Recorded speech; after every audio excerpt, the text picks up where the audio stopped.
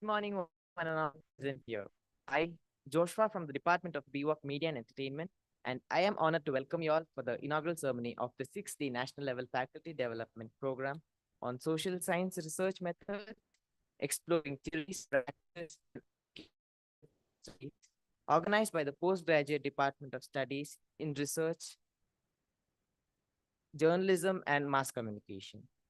The program aims to foster academic growth.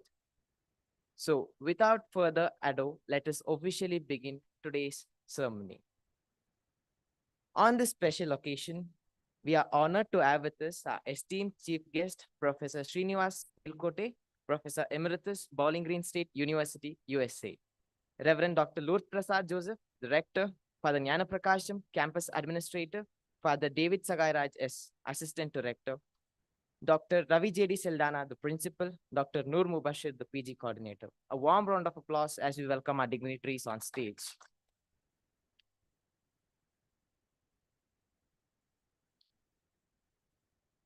May the Almighty give us the strength and prosperity during the 6 days program.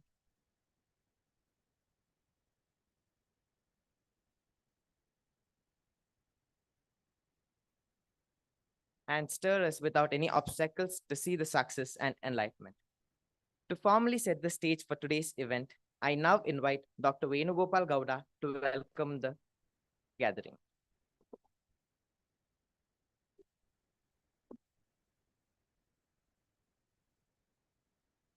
Respected dignitaries on the dais, esteemed faculty members, distinguished guests, and dear participants.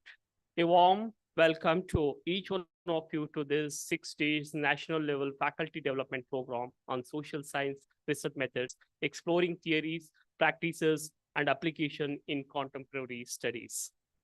It is indeed great privilege for the Postgraduation Department of Studies and Research in Journalism and Mass Communications to organize this academics event, bringing together scholars and participants from across the country. We are honored to have with us today Professor Srinivas Melkote, Emerit at Bowling Green State University, USA, as our chief guest and inaugurator. Professor Melkote, groundbreaking contributions to development communication and social change have been instrumental in shaping media and communication research globally. And sir is a key inspiration and reason behind organizing this FDP. So FDP. So your presence today is a source of inspirations, and we are happy to welcome you to this 6-day 6-day inaugurations program. We are welcome, sir.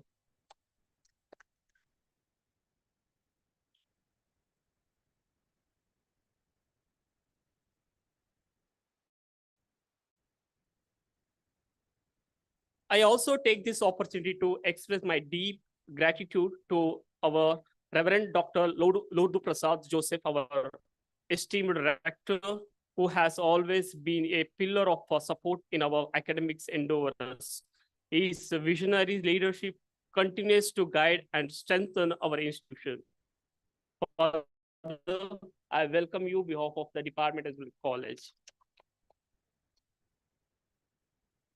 We are also privileged to have the presence of Reverend Father Jnana Prakasham, Administrator, whose commitment to academics excellence is truly commendable. I welcome you, Father. I also welcome Reverend Dr. David Sagairaju as assistant to our rector, whose dedications and encouragement fuels our institution's growth. So we welcome you to our program, sir. Dr. Ravi J.D. Saldana, our beloved principal, whose guidance has been instrumental in post-studies academic rigor and research culture in our institutions. I welcome you, sir, to this program. Dr. Noor Mubashir, our PG coordinator, who has been a driven force in organizing this FDP and ensuring is successful. So I welcome you, madam, to this program. I extend my heartful welcome to all the distinguished faculty member and research scholars who have joined us both in the person as well as online. Your enthusiasm and participations make these academics gatherings truly meaningful. I welcome you all, those who are joining through online as well as in persons from various parts of the country, officially to this 6-day faculty development program. As we embark on this significant journey over the next 6 days, I am confident that this deliberations, discussion, and knowledge sharing will be a contribute significantly to our collective academic pursuit.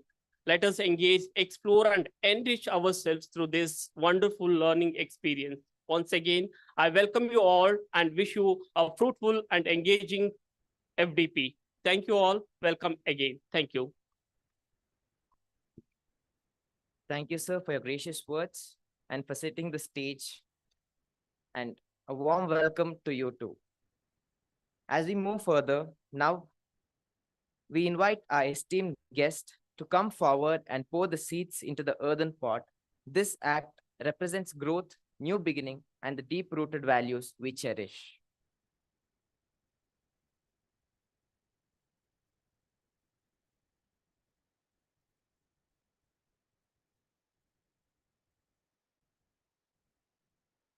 Just as a tiny seed grows into a strong tree, may this moment represent the flourishing of wisdom and learning.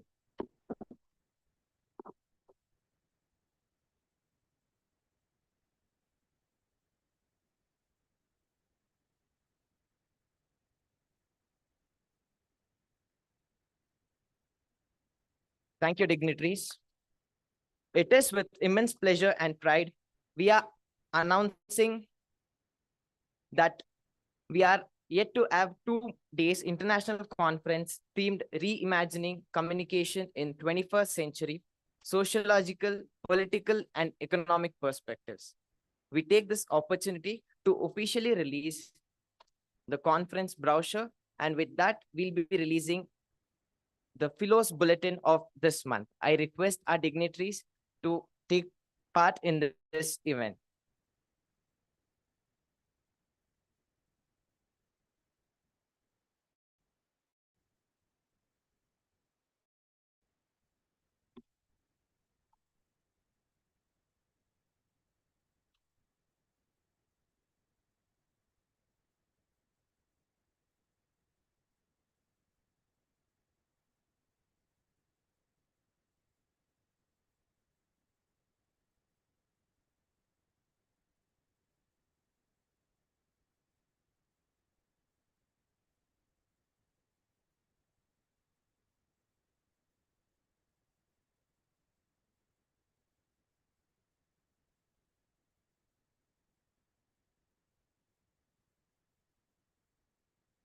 And now, Yamuna ma'am is handovering the Philos Bulletin of the month to our chief guest, Professor Melkote sir.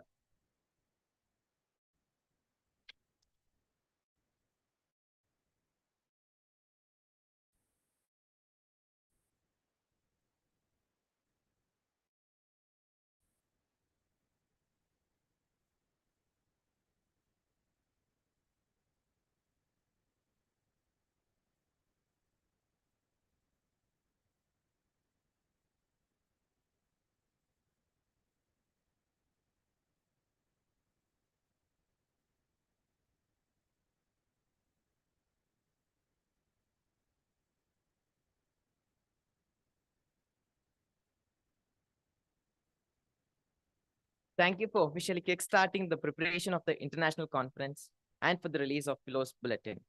I now request Kirtana from the Department of BWOC Media and Entertainment to introduce the resource person.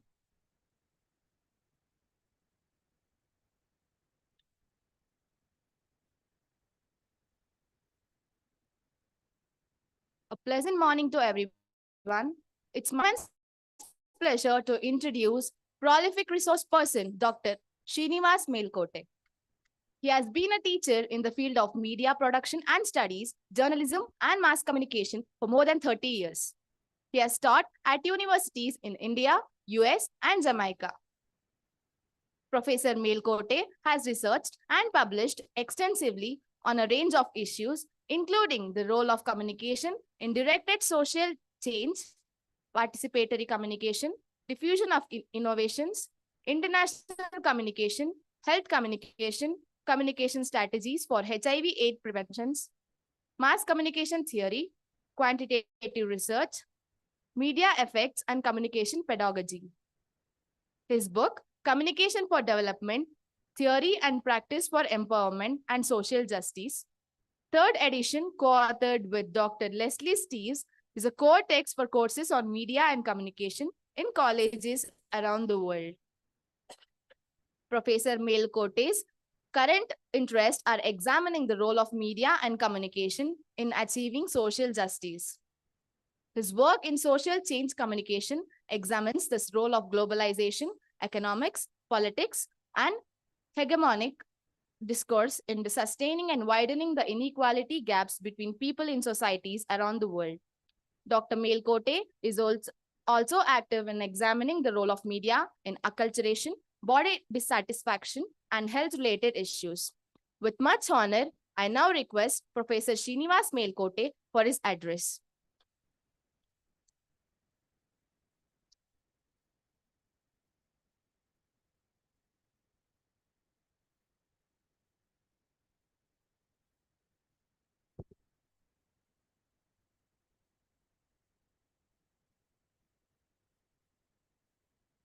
Good morning. Thank you very much for this lovely opportunity to be here, to participate, and to also be talking to you now. A lot of what I have wanted to say have already been said today about the upcoming conference. I will add a few more and my own enthusiasm for this. But before that, I would like to thank the college, St. Philomena's College in Mysuru, for being such a wonderful host of these events. We are looking at a postgraduate development program starting today, lectures, as well as a international conference next month on March 20th and 21st. St. Philomena's College is not a new entity in Mysuru. It has been around. It was established in 1946. It has been around for a long time. My two uncles, who have now passed, their first job was at this college. One was a research associate in biochemistry, Dr. K. Sampath, and on my side, Dr. Sampath Iyengar. I don't really know exactly what he taught, but he has an engineering degree. So it does have some personal connection for me too. It's the first private first-grade degree college established in Mysore by His Excellency Reverend Dr. Rene Fuga, under his visionary leadership and with the active cooperation of the royal family of the Warriors. It's affiliated with the University of Mysore, and it has been a pioneer in science education. But today it offers a gamut of programs across the spectrum, from arts and humanities to communication, to business, to social work. The college is actually the size of a university, and it offers degrees all the way from the pre-university course to bachelor's, to master's, to PhD. What is interesting is that it attracts students not just from Mysore or Mysore district or India, but from many parts of the world. And the idea is to graduate young men and young women from different cultural backgrounds, thus creating a vibrant academic community. It is attempting, and I would say even succeeding, in evolving into a university because of its continuing interest in research, academic teaching, as well as nurturing uh, a global and inclusive student body. The department under whose aegis we have this conference today is the Department of Journalism and Communication at this college, and this was established in 1996, and today it offers degrees, graduate, postgraduate, including a doctoral program. Again, this department aspires to be an important research hub within this college and within the University of Mysore. So that brings us to the international conference. Much has been said, and so I don't want to say too much, but I would highly encourage everybody who's watching this to please participate, because this is going to be a very educative, instructive occasion for cross-disciplinary as well as a global forum for discussions. Today, the topic that is you don't even realize, but by the time you wake up and by the time you go to bed, you have mentioned artificial intelligence at least once. That's what is happening today. And this conference is around those kinds of things. Is artificial intelligence a boon or a bane? It depends. It's a double-edged sword. While we all recognize some of the negatives, and I'm not going to go into that, of this incessant information assault on us, but there's also a lot of positive in this. So is the glass half full or is the glass half empty? It depends where you focus on. I think the glass is half full, because as this conference will show, that AI and the new media is providing a forum for networking, for grassroots participation like never before in the history of humankind. You have to wake up every day and remind yourself, you know, your father, mother, and your grandparents were recipients of one newspaper and one government-owned radio station. Today, that phone in your pocket keeps buzzing from 5:30 a.m. You can call anybody, you can talk, you know what I'm talking about. So there's a lot of positives in this for what we struggled for decades. How do we increase grassroots participation? How do we make them come in front of the mic when they can tell their stories? Today, technically, it is possible, but it requires good people and good researchers to harness that. So without much ado, this is the exciting topic, and the panel sessions are all organized around the political, the economic, the instructional, domains around IT. So please, if you're watching me online, consider this and also pass the word around for some exciting discussions at this conference. Thank you.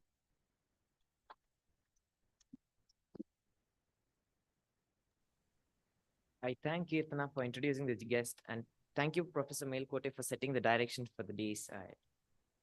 Every great event needs a strong guiding force, and today we are fortunate to have such a leadership. It is now my honor to invite Reverend Dr. Lud Prasad Joseph, the rector of the college, to share his views.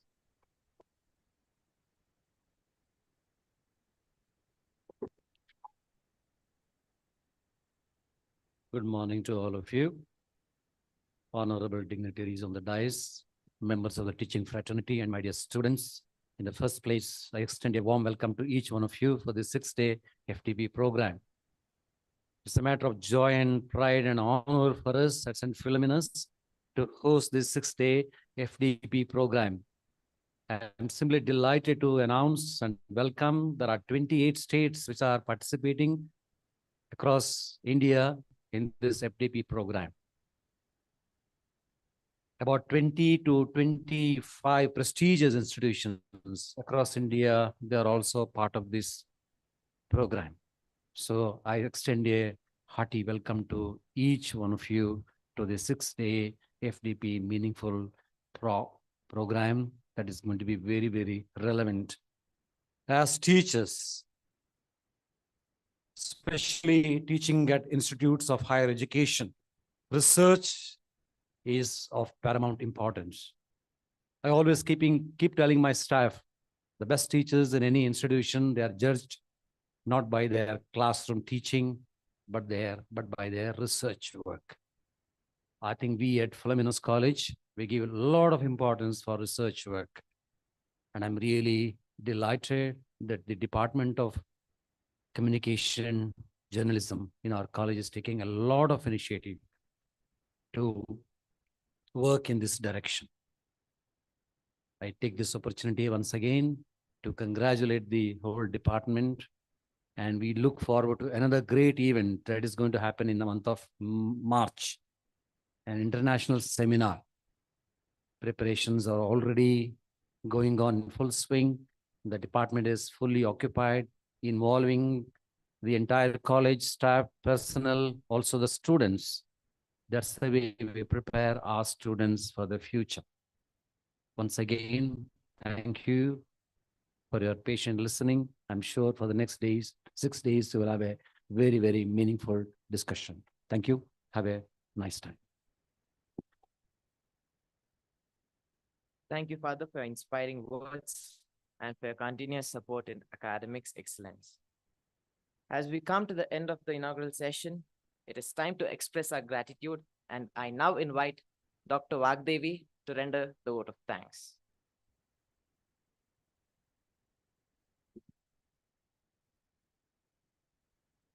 A very good morning to everyone, respected dignitaries, faculty members, and dear participants.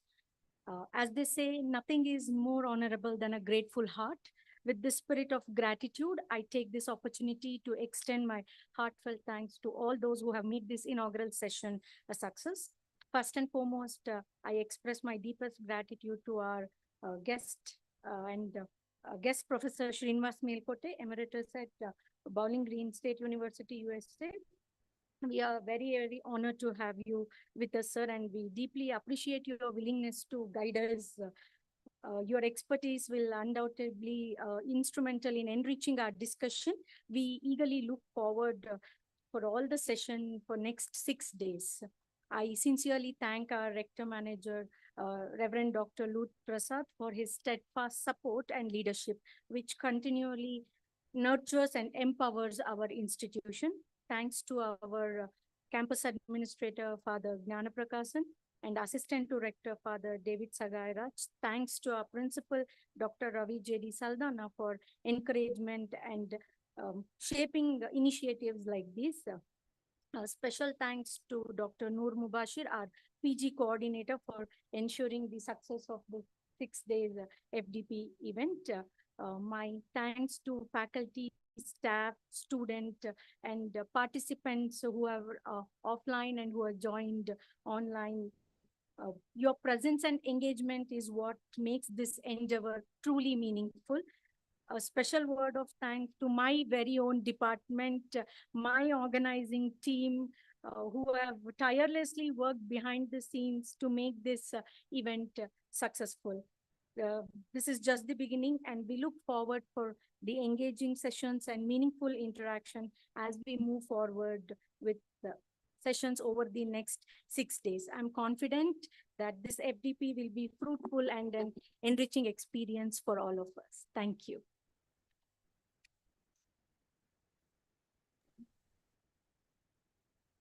Thank you, ma'am, for your thoughtful words of appreciation and gratitude. And with that, we officially conclude the inaugural session of the Faculty Development Program. The coming days promise to be intellectually stimulating and insightful, and we look forward for a meaningful discussion. Thank you, and have a great day ahead.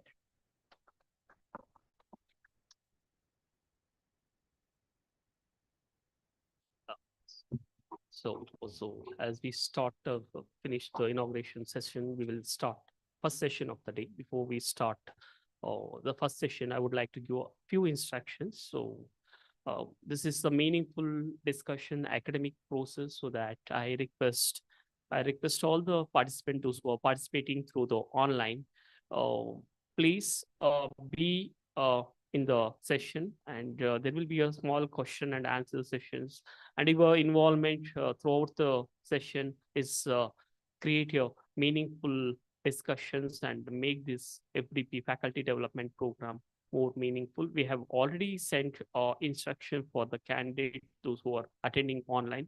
Please follow that instruction. If you're on the camera, that would be a more interactive for all of us, and we can, I know, a more communicative one-to-one communication. So better if you're on the camera, that will be a more interactive. And if there is any questions in between, uh, kindly raise your hand. We'll come to you and we'll give a chance to all of you to ask the questions. This is the instructions. So thank you for all. We officially start the session first today. Professor Srinivas Melkote sir is going to handle the sessions. Thank you. Camera block.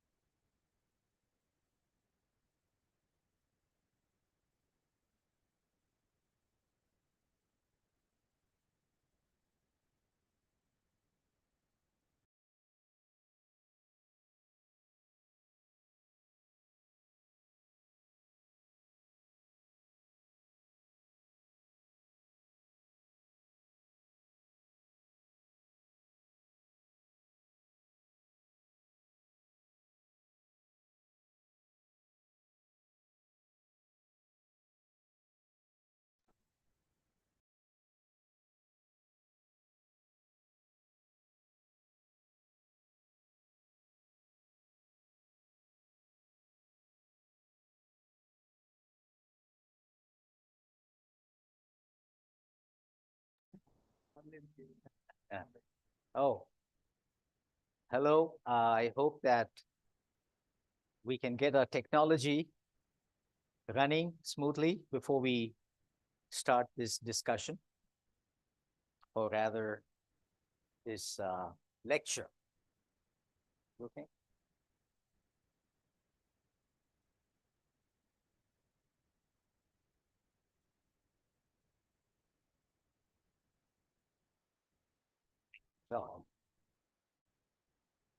While my colleagues here are helping out with making sure that the technical system is up and running, I want to welcome you to this faculty development program session put together by the Department of Journalism and Communication Studies at St. Philomena College here in Mysuru. What I have been told is that I can go on for 60 minutes, at which time we here are going to take a break. Maybe we'll get a cup of tea.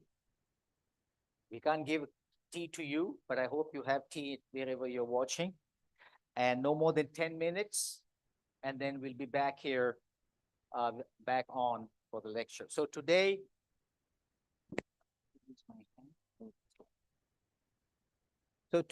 as the program booklet has mentioned, and what you see on the title of this PowerPoint is broadly what I am going to be covering today in the time that I have.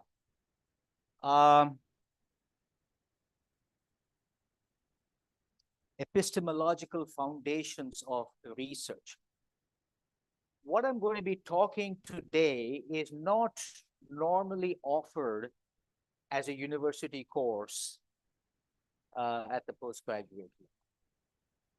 And even if there is something that's offered along these lines, it is not something that is covered in one session.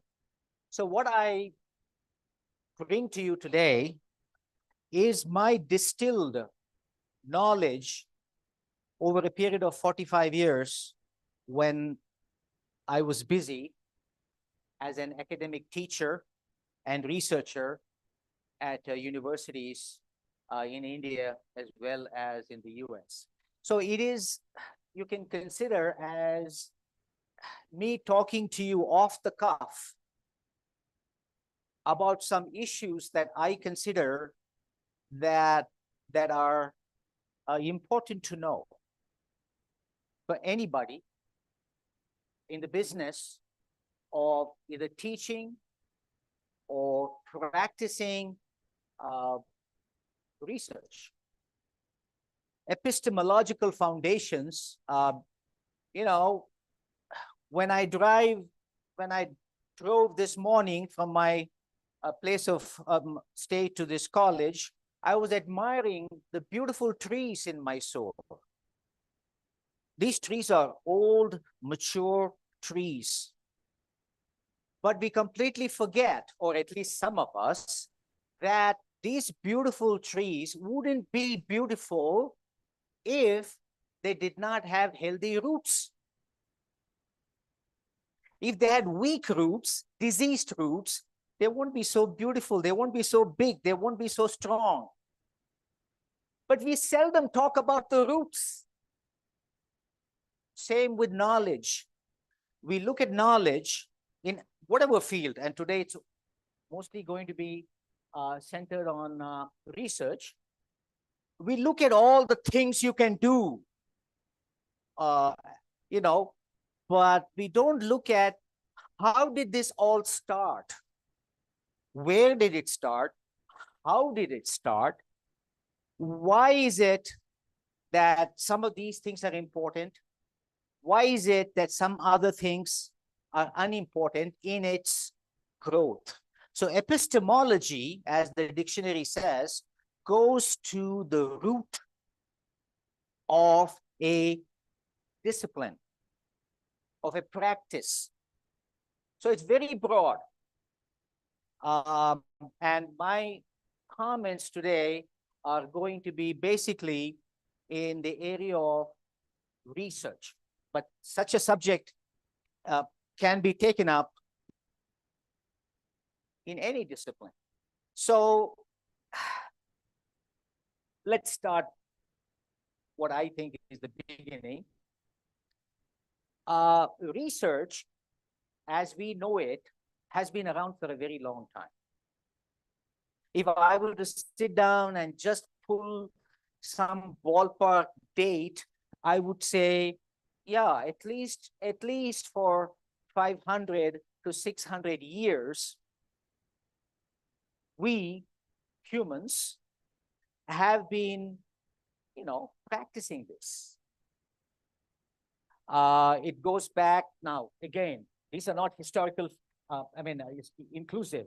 Whatever I think, you know, this morning as I was jotting, but they do represent iconic figures and iconic milestones. Take Ptolemy.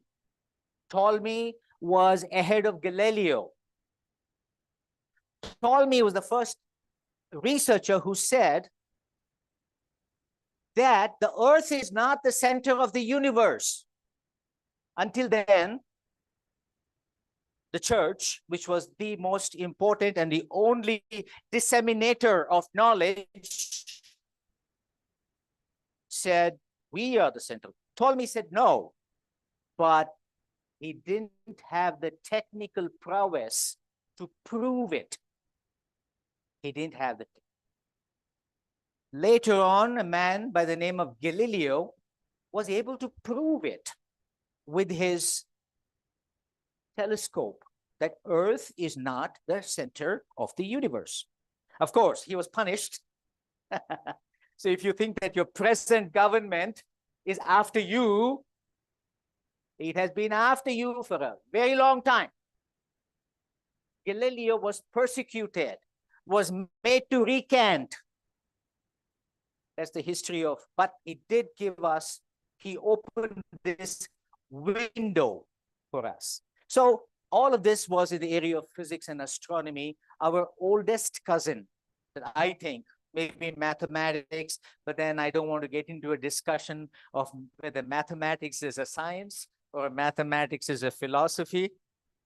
You know, I don't want to get into that, but yeah. So research has been going on of the type that we are used to for a very long time. So skipping along centuries, we come to the period of Renaissance in Europe, when suddenly we got out of the dark ages and there was inventions and, you know, I'm sure you have read about the Renaissance period in art, in literature, in science. If you not, you can do it, you know, when knowledge and practice started to flower.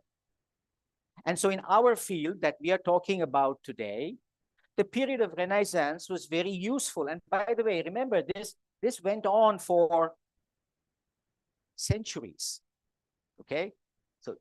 So during this period, starting around 1600 and going all the way to 1750, 1800, in European countries, in North America, it gave rise to, I believe, a more systematic way of organizing research. We're not going to have some random researchers come and say Earth is at the center, Earth is... No, we are going to start academies. And we are going to train people. Because remember that somewhere during this time, a man, you know, in the 1850s, said, a biologist, do you know his name? Anyway, I'll let you figure that one out. He said he went against the Catholic Church. And he said, basically, empirical research is king. And even that, he struggled. And I'm talking about Darwin. He struggled. He had his research completed and written up, but he was scared to publish that. He was a determined man. His wife, a devout Christian Catholic, would tell him every day, darling, you're going to go to hell, you know. Yeah, imagine my wife every day when I'm going to bed, she says, honey, you're going to go to hell. It's not a fun thought, right? But he was determined. But he sat on his thing until one young man at the other end of the world, and I cannot remember his name, wrote to Mr. Darwin and said, hey, guess what? I have finally figured out. And that was exactly Darwin's work. But Darwin, being the man he was, a gracious man, that was the impetus for him to jump out of his scaredy nature and let the world know what he had found. And did it make an impact? Okay. In one fell swoop. By the way, this didn't happen in 10 years or 20 years. It took several decades. It removed the supremacy of the Catholic Church as the main disseminator of knowledge, and in its place put science. Okay? And science of a particular type. And that is empirical science. And I'll talk more about this as we go on. So somewhere in the 1800s, we saw universities, or what we call today as universities, centers of specialized learning, and universities specifically for research started, I believe, in Germany. The first research universities was in Germany several hundred years ago. And then it spread to other parts of Europe. And then it spread to research university. All right. And so there's going to be a lot of overlap. Okay. So please don't expect me to give you a linear account, because I am more interested in merging ideas than merging years. Okay.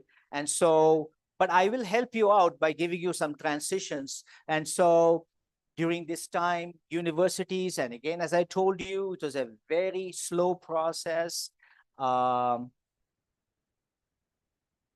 what kind of research existed in the early years, or rather, what kind of research was encouraged?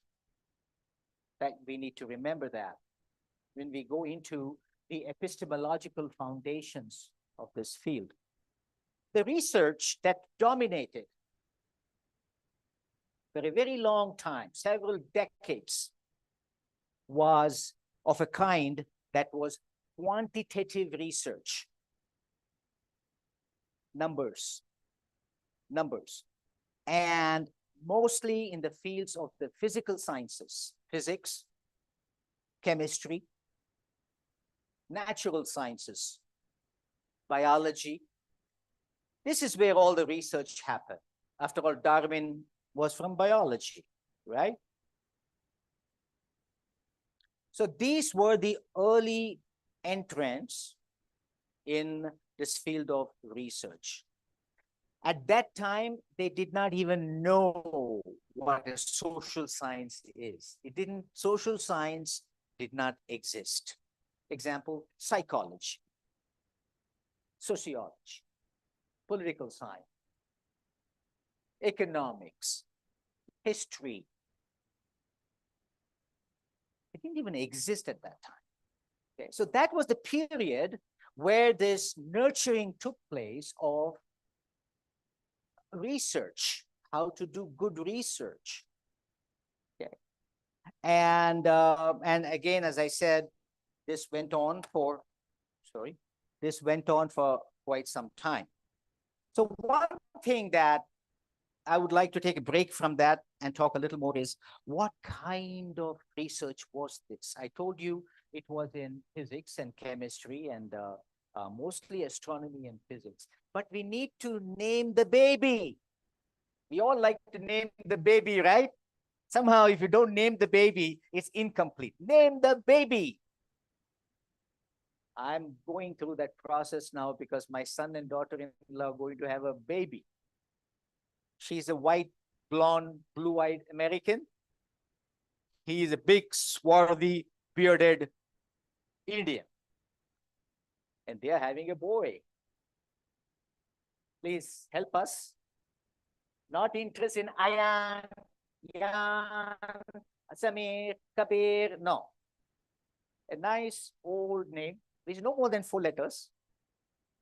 And that Americans have no problem rolling it on their tongue. If you can email me, I will greatly appreciate it. Name the baby. So this baby that you're talking about in research had certain features. What were they? we are going to use the big word positivism. I'm sure you have come across this. Some of you know this very well, so forgive me. Just, tolerate me for the next few minutes. But positivism, what is positivism? Before that, let's go back and look at the origin of positivism. A gentleman by the name of Augustus Comte, who lived several hundred years ago, he, just like Darwin, rejected religion and metaphysics as sources of knowledge.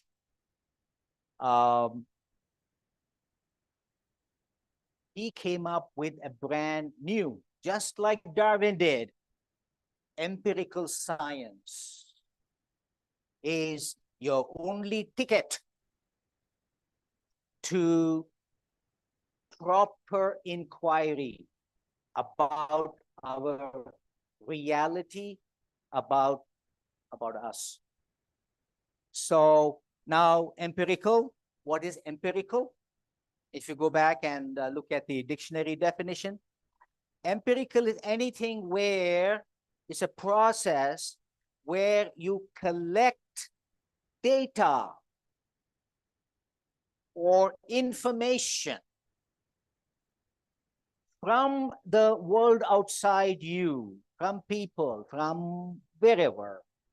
So it established empiricism as a valid and only form of inquiry. Experimental investigation. Go, observe, collect data, analyze the data. You understand what I'm talking about?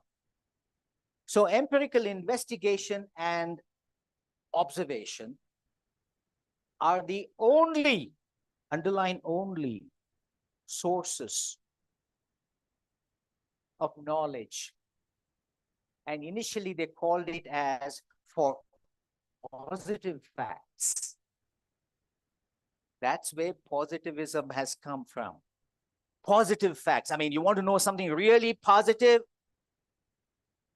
You can use other terms like objective and all that. I don't want to get too much into research today because we do have a session tomorrow when we'll get into research proper. Today it's a broad, like I'm like a drone, going over the landscape and telling you, what is what, where is where, why is why. So that was the origin of positivism. And by the way, historically, it merges with the other people we have talking about, like Darwin, I told you. Yeah. Go ahead. Okay, now let's talk about, so what exactly is positivism? You already know some of the facts that we said. Experimental investigation, collection of data, okay? Just keep that at the back of your mind and let's look at that. Because this is the, for lack of a better word, the religion of the scientific method in the early centuries. Or if you don't like religion, the ideology. Okay? We human beings have always been interested from day one for getting greater control over everything. That is important for in the early days, it was survival. I just want to make sure I'm alive till tomorrow, till today evening. It started there, but we conquered all of those things like food and shelter and all that. Knowledge is very important because you need knowledge. We humans are endowed with this brain of ours. So knowledge, accumulated knowledge, is a shortcut to better action, right? So knowledge is also an essential. We are not like the buffaloes. Every morning they get up and they chew from morning till afternoon. That's all. Hey guy, what are you doing tomorrow? Hey, I'm going to be grazing in that field.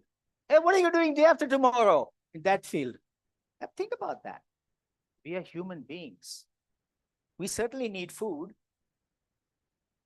but that food is just a means to using our body and brains. And so we have created this elaborate knowledge to help our human societies survive and make valuable predictions, right?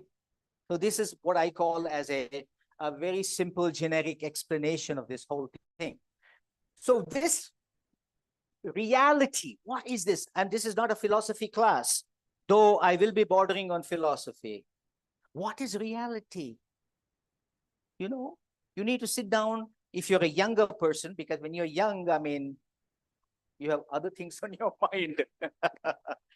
You're not talking about reality and death and all that. Hey, man, I'm only 22 years old. Are you kidding? I've got a life to live. But what is reality? Okay. I don't think there's an answer to that, but we all know what reality is. That's the fun. Reality exists outside you. These are the, what shall I say? The features, the prerequisite knowledge for a scientist in physics, chemistry, natural sciences, physical sciences, people who work with metals, objects, gases, animals, plants. Okay, that's what or planets. No, that's what they talk about. Reality, so for them, exists outside you. When I talk about the alternate explanation, probably you'll be able to understand, because now I'm not comparing it. When I compare it, then you will see. Reality exists outside. You, the scientist, you, the observer, approach reality to collect data, and then you exit reality with your data. Okay. So it is essentially the same for everybody in these fields. You go out to the same reality without making a mistake. And because there's a one-to-one correspondence between the characteristic of the object of your inquiry and reality.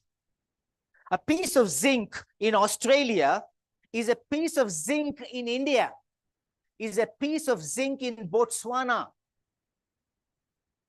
The zinc in Botswana is not going to say, hey, I'm an African zinc, you know. I speak Zulu. You know, we humans are not like that. We'll come to that later. We haven't even come to human beings yet. So there's a single reality. And it's out there. You frame your questions, get your systems in order, go for it. Researchers can be trained to see this single reality so that everybody sees the same reality through a very rigorous training program, what we call as PhDs and masters, which teaches you the systematic research process. How do I identify the same reality? And tomorrow we'll talk about very strict definitions. Operational definitions. So that you know exactly what you're talking about. Let me give you an example of operational definition. This is how my wife gives you direction, and this is how I will give you direction. Oh, we live in Jarashmipuram. Oh, very good. Where? You know MTR? It's right behind MTR. And just come, hey, take a look. Ask me, I'm going to say, we are in first cross and fourth block. Okay. There is a college called Mahajana Law College. Please repeat after me. Mahajana Law College, because Mahajana has 4 colleges. It has a green gate. Right opposite the green gate, is my apartment, Pramurda. Look at the difference between hers and mine. Behind MTR are a lot of apartment buildings. You can go and take a right and go to Vagdevi's apartment, or you can go left and go to my apartment. But now there's only one Mahajana Law College, and Mahajana Law College has only one gate. And that gate is only green, at least till tomorrow.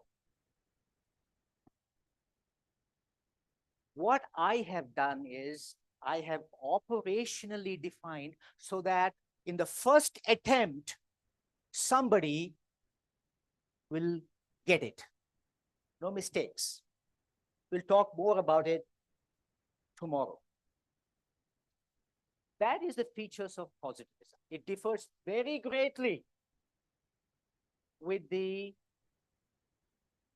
hermeneutic sciences like humanities and arts, and to some extent, some aspects of social science research. And I'll be getting to those things as we go further in this. I want to go back now. So this was the kind of research, that was the oldest, with physics and astronomy being the early. So jumping a few hurdles here and a few decades, an interesting phase what happened in the 1800s.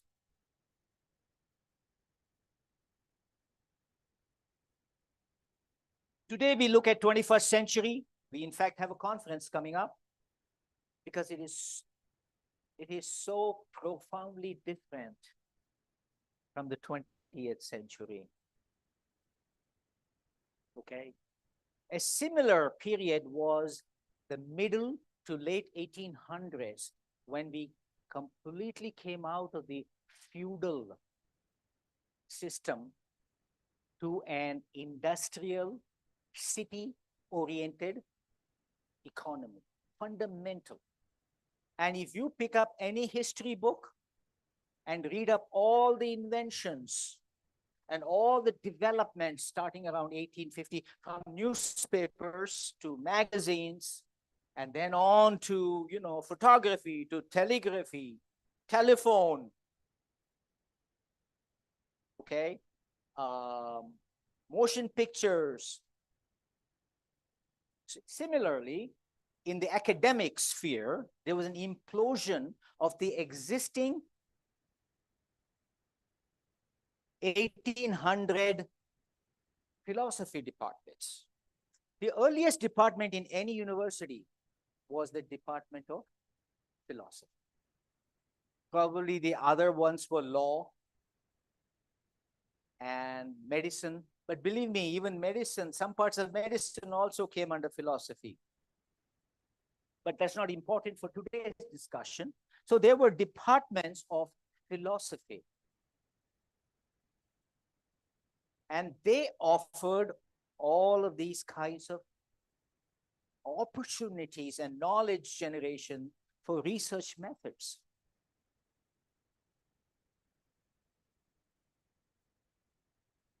We were talking about what? The natural sciences, the physical sciences. Yeah, so those were the dominant disciplines at that time. Probably that explains to you why. I was asking Dr. Venugopal Gowda on the drive today, you have a PhD? He said, yes, sir. Oh, no, I'm not questioning that. And what is PhD? Of course, he's a smart guy. He's not here, so I can praise him. He's smart. He's a smart guy. He said, sir, philosophy, it's a doctor of philosophy, sir. I said, very good. Why? Because philosophy is the bedrock of academic. I said, whoa, 5 stars. So philosophy was basically the only ticket in town in academic philosophy. But things started to change. With Darwin, there was even more impetus for empirical research. And by the time we came to the 1890s, the last decade of the 1800s, there was an implosion. Implosion is, you've seen, right, how they dynamite buildings, the entire building will neatly crumple. No, it's amazing, no? If you think about it, implosion. Departments of philosophy imploded. And they started giving rise to babies, right? So starting again, approximately around 1890, we started to see new disciplines emerge out of philosophy, right? Psychology, around 1905. Sociology, same time. Economics, a bit older, but I really don't know the time period, but around this time. Political science, definitely around the same time. These were the babies. And so you started to see in North America and in Europe, departments of psychology. By the way, psychology also came from departments of medicine. It has twin parents, medicine and philosophy. I gave you the names. One of the last entrants was communication, 1920. If you look at the kind of research that was, departments didn't start till 1940. The first PhD was offered at the University of Iowa in 1957. So it's a very young cousin. The older one, kids are psychology, economics, sociology, political science. These were the social sciences, right?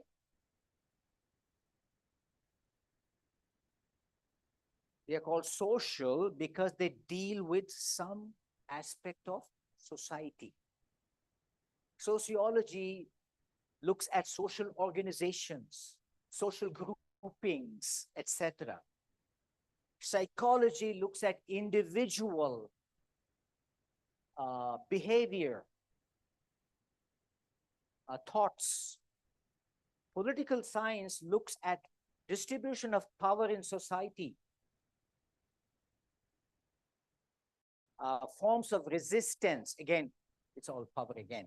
So you see the idea, they all deal with society. And of course, later on, communication deals with another aspect of something that's very unique to human beings, communication. And I'm not talking of nonverbal communication. I'm talking of organized speech. While these came out of the philosophy departments, they followed the same methodology and the same model as their older cousins in the physical and natural sciences. You already know what I talked about, reality, the positive. So research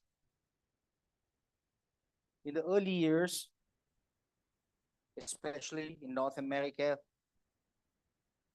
and I want to confine myself more to political science because political science and sociology, mostly political science, contributed some of the earliest research studies in communication. The First World War and propaganda research that started with the First World War. What is propaganda? Does propaganda work? What are the effects of propaganda? These were major topics and major impetus for the growth of research techniques in the social sciences. But they followed pretty much the same methodology. Reality exists outside. You go with your questionnaires, you go with your you go with your interview schedules, you map that reality, you step back to your lab, your office, you crunch the data, you report, right? You get the idea. It hasn't changed much, okay? Which I'm going to show is kind of a disconnect that happened later on, but we will save that for the time being. But there was this fascination for using statistics. It's like my son was 25 years ago. As soon as Nintendo came with something, oh my God, he was knocking on my bedroom door. Dad, we have to go and pick up Game Boy. Dad, we have to go and pick up, all those Donkey Kong and, and all those fascination, love. And I remember, and this lasted a very long time though. So this trend lasted right to my days. I'm a product of my PhD early 1980s. So I'm really up to 1970s. I'm a product of that. And so what were we brought up on during our bachelor's days, and especially during the master's days? We read about research methods from people like Lippmann, who came up with his propaganda theory. We came up with Laswell. I'm sure you SMCR, source, message, channel, receiver. Laswell, propaganda research. We came up with so much of information. We could start departments now and teach students these kinds of things, okay? And research methodology and how to do it. But there was this obsession with quantitative research, meaning data that is reduced to numbers and then crunched and organized with statistics. Nothing wrong in that. I'm just saying that they were worshiping the wrong God. In fact, many times in my early class, in postgraduate classes, I come up with a few topics for general discussion, and one of the topic is this whole fascination with the statistics. Of course, one, of course, is what is the difference between religion as a source of knowledge and the scientific method as a source of knowledge, which we already covered. Maybe I'll come to it later, but that's not relevant right now. This fascination with numbers. I can give you some reasons tomorrow, but right now let's look at the academic part of that. So all of us in our post-graduation at Bangalore University and the PhD at University of Iowa in USA, we had to take 2 or 3 classes in statistics. Elementary statistics, mid-level statistics, and then multivariate statistics, minimum. There was balanced diet for us. And so we took, and what happened, at least I started noticing, is this thing about statistics is God. In fact, I'm not kidding this. At University of Buffalo, New York, on the first day of class for PhD students in research, the professor, at least one professor, said, "Can you all follow me to the terrace, please?" You want us to go to the terrace? Yeah, come to the, what about lab? No, leave everything behind. Come to terrace. So they all went to terrace. They said, look at the sky and say after me 3 times, statistics is God. Statistics is God. Statistics is God. No joking. The student put it. That explains to you. And so another question I ask, as I said, of my early students is statistics research? No, I ask them that. And of course, some of them, 1 or 2 do get it, but some of them get confused. There's nothing wrong in that. Statistics is not research. Statistics is a tool in research. Statistics is a servant of research. You employ as and when you need certain kinds of data configuration. You use statistics. It's very useful. Okay? Like frequency distributions and all that, you have to do that to know what you have. But beyond that, Anyway, we'll discuss this in detail because I don't want to get this. And as I entered, and I did my master's in the 1970s, and I would consult. And for me, it was like, there was also a time in India when nobody in social science department knew anything with numbers. It was all political economy. Okay? So there were no courses and there was no professors. I had one in my master's, but then, so I can't ask anybody. So I would go and pick up all these high funda books in statistics and I would try to grapple with it on my own because how can I survive without that? So I went through that. I went through that for decades. Okay. And then finally, I entered the University of Iowa, and there it was. Everybody before me, the Wilbur Schramm, Daniel Lerner, Everett Rogers, they all use statistics. And when you looked at some of the statistics of Everett Rogers, it was like Da Vinci sketch. Numbers flowing everywhere, square, cube, square root. Hey, this is very interesting. And I had to know all this. Yeah, you have to know all this. Otherwise, you're not worth your salt. I went through that. And I'll talk more about that. But this has, there's a point why I'm stretching so much on this.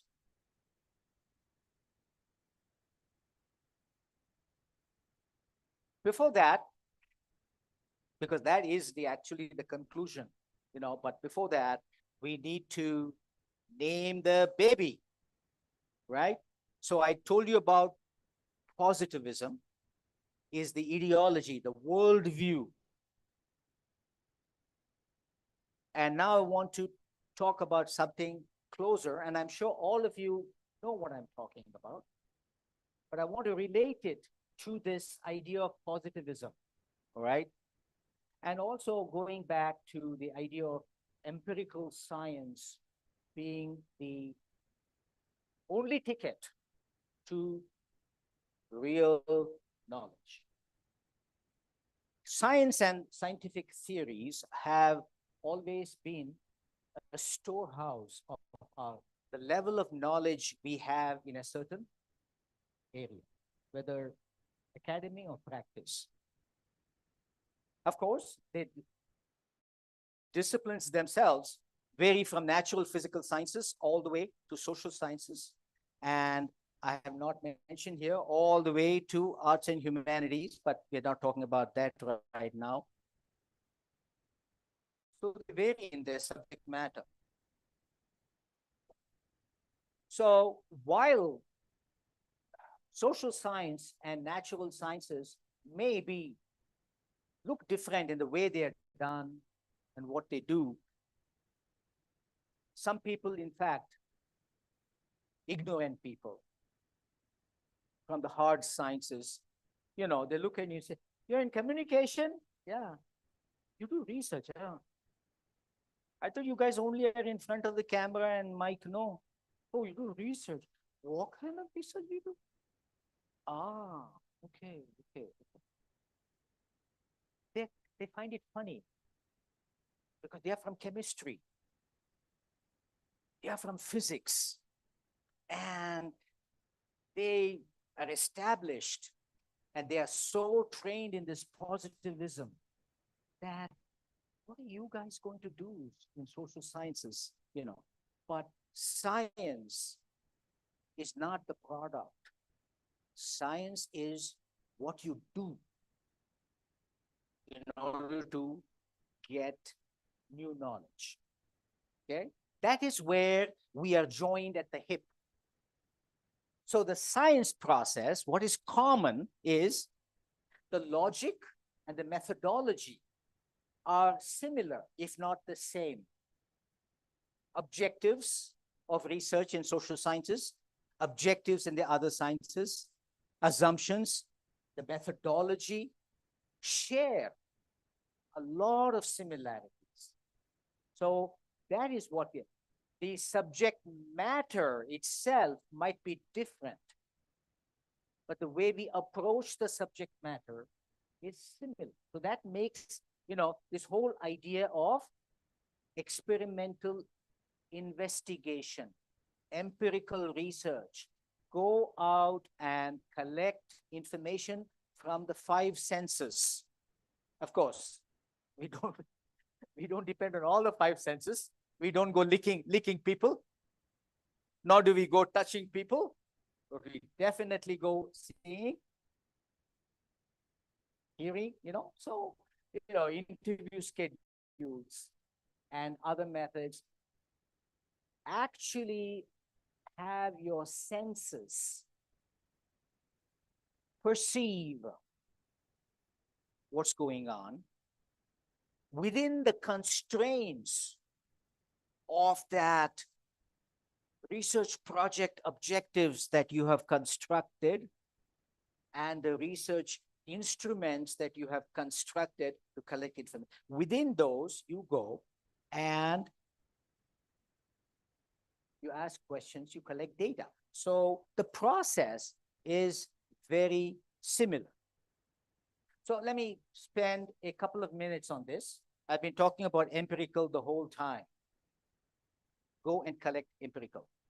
But there is also a further distinction on research questions using empirical inquiry. There are those that we call as truly empirical, or rather empirical that is allowed in our research, natural, physical, social science.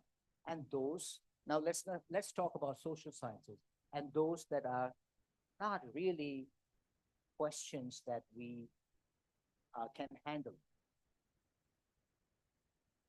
One example, is there God? Not allowed. Why? Because you can't collect data. Unless, of course, you're president of USA and you have direct telephone line to God, you call God, get information. But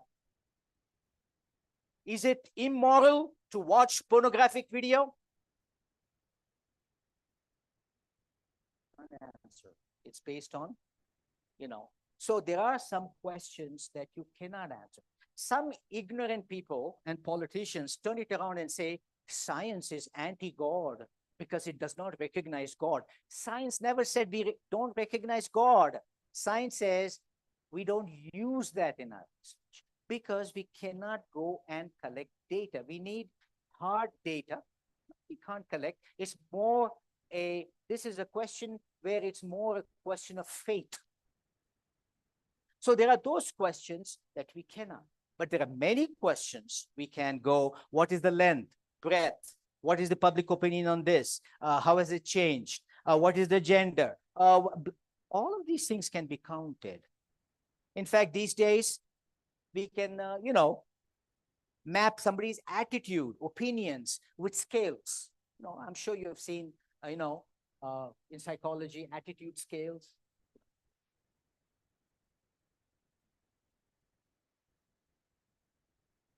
Okay, next one, please. So in attempting to answer questions, scientific knowledge meets in both social sciences and the other sciences, physical and natural, meets certain, I told you, objectives. Here are some of them. Knowledge produced should help to describe comprehensively the objects of study. We need a good description. Okay. And tomorrow we'll look at how we go about doing that. Just like on this spot of land, I want a good building. Okay, what a good building. But then tomorrow somebody has to go and build that building for you, right? That tomorrow we'll look at, for example, concepts, ideas are our bricks in research. Okay. And concepts are carefully defined, and then they are carefully operationally defined. And then these operational definitions help us to link our hypothesis or our theories with the real world so that we can go and actually collect data.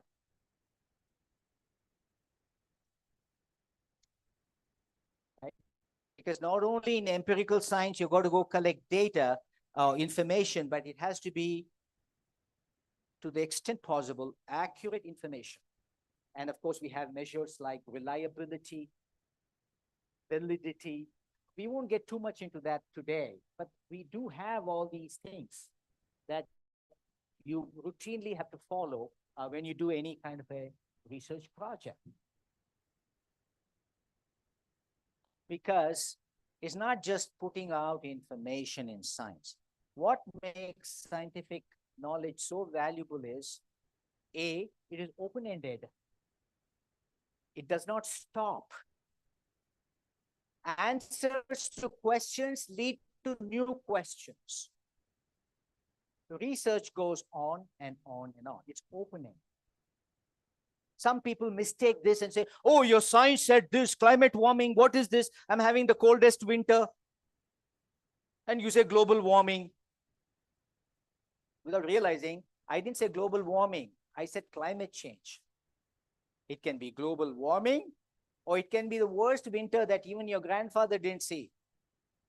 Like right now in my hometown in, it's only minus 30. Okay, are you okay with minus 30? If you can go past the snow, you can't take your car out. Oh, I've got this beautiful Mercedes Benz. No, actually, I have a Tesla. No comments. To get the Tesla onto the road, I have to dig through a mountain of snow. If I dig the mountain of snow to the road has a mountain of snow, which I cannot clean. The municipality has to come. So you understand. Anyway, this is not a class in that, but you get the idea. So, please, next one, please. Besides description, science is also interested, social science, natural, physical sciences, in understanding, explanation, and what is it? What is the relationship between this and another variable? Because that is how knowledge is produced, no? Knowledge is nothing but connecting the dots. Because a dot by itself is great. But what's the point? But when this dot is connected to the other dot, okay. And then that dot is connected to another dot. That's what research is about. Relationships. Okay. And so, which may be empirically verified. That's the other aspect. It's not just open-ended. It is, unless of course it's private research, it is public. If somebody asks me to explain something and how did you get that? Then without actually giving him or her my data, I have to convince that person. So it's public. And I'm sure you've heard of all kinds of scams, you know. Relationships usually are of two kinds in quantitative research. One is correlations. So we say this variable, sex, male, female, is related in my research to level of education in universities in US. We find that there are more females in higher education, more than male. What I'm going to show it to a Pearson R, or the Pearson R cannot be used for gender, I will use a chi-square or whatever, okay? And I will show that relationship. I'm connecting the dots. correlations are very important. I would love to know if this variable is related to that variable. Okay, I also would like to know a little more. Okay.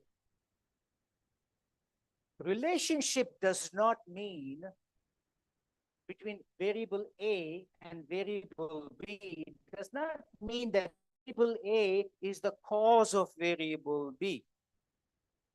Understand?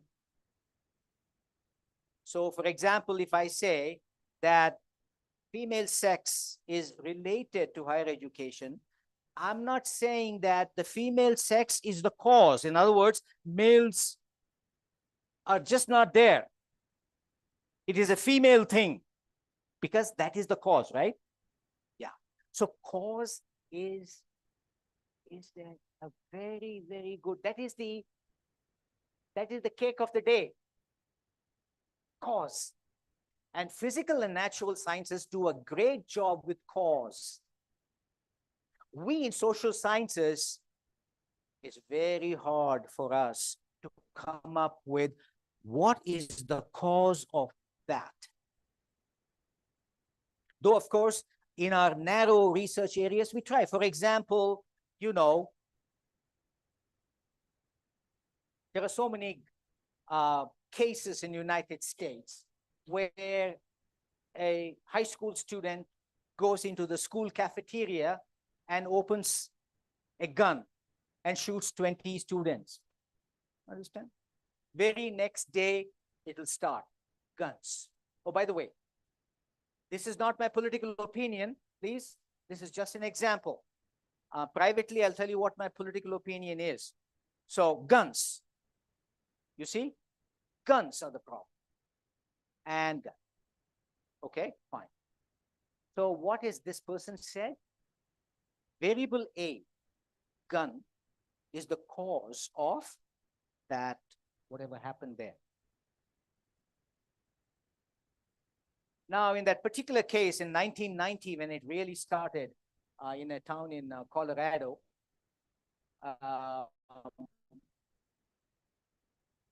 read a lot about that.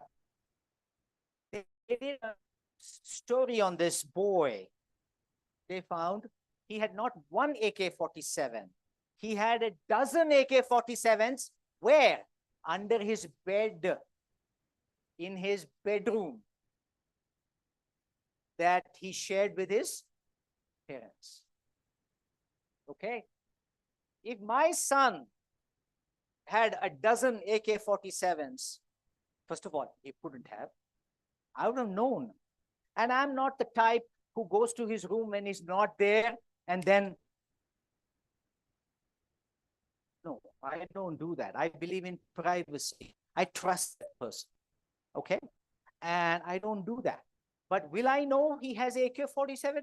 Oh, sure. Okay? So the family situation was bad. There was lack of harmonious communication in the family. Looks like the father and the mother had very little contact with that boy on a daily basis.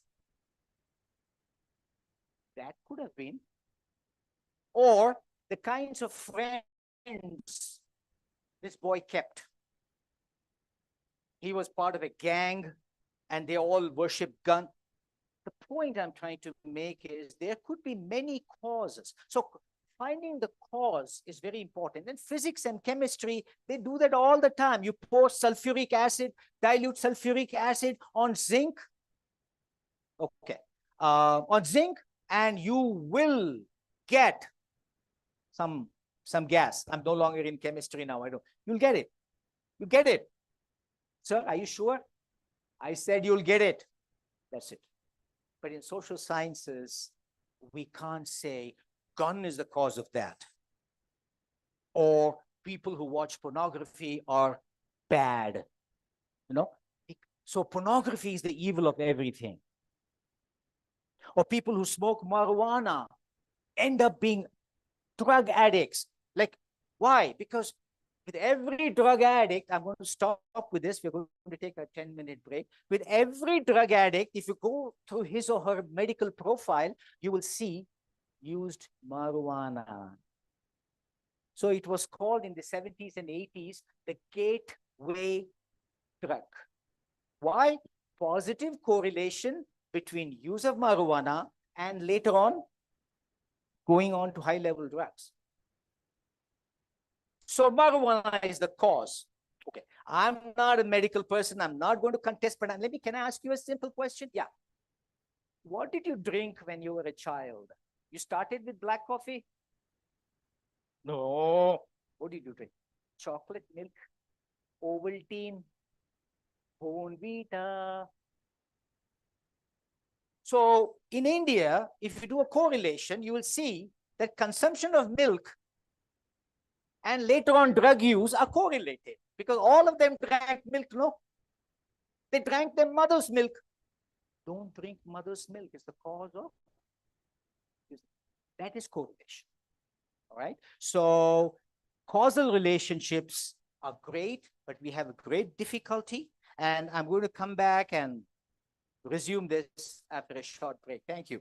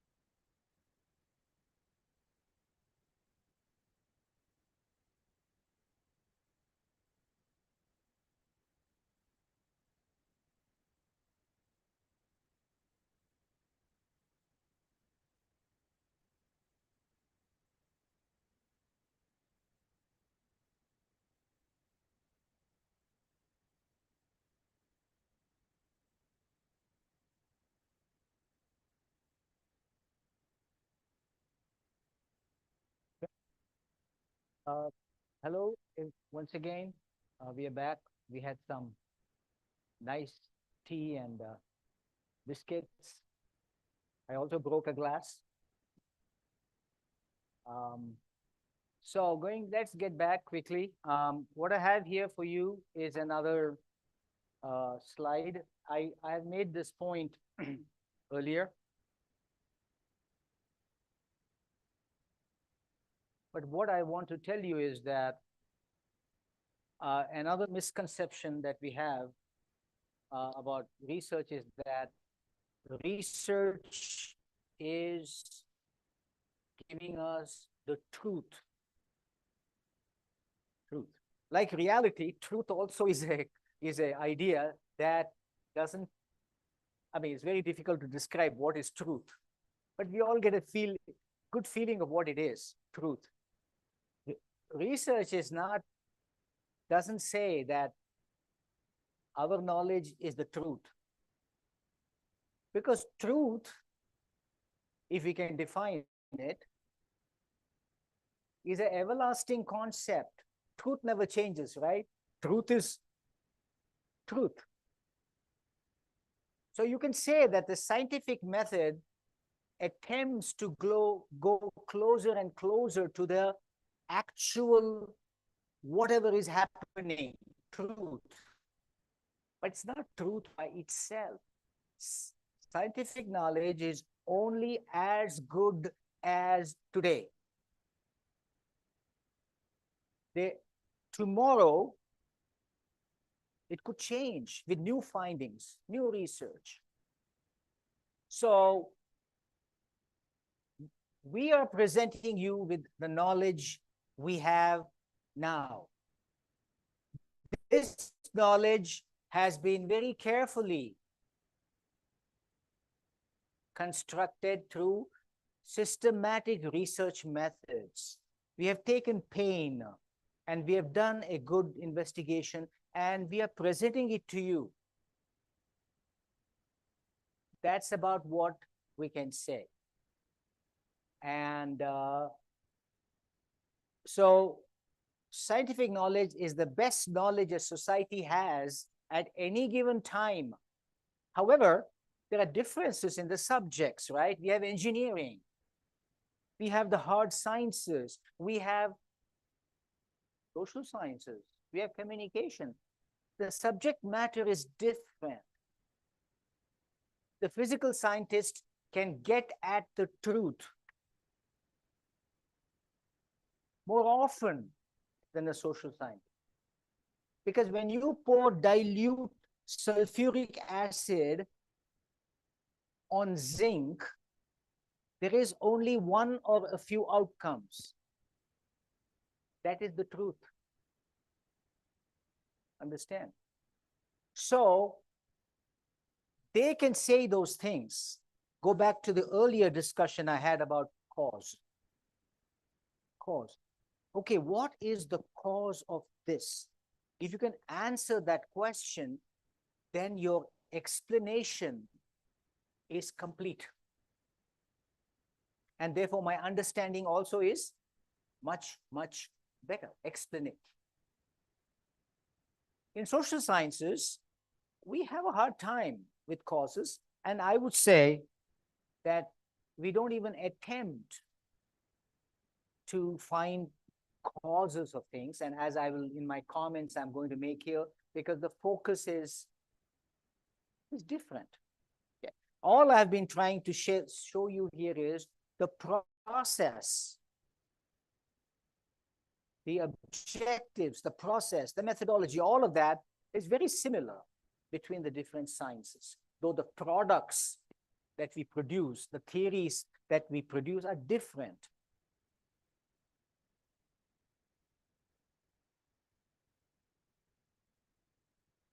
For example, in physics, you can very easily show that copper is a better conductor of electricity than aluminum.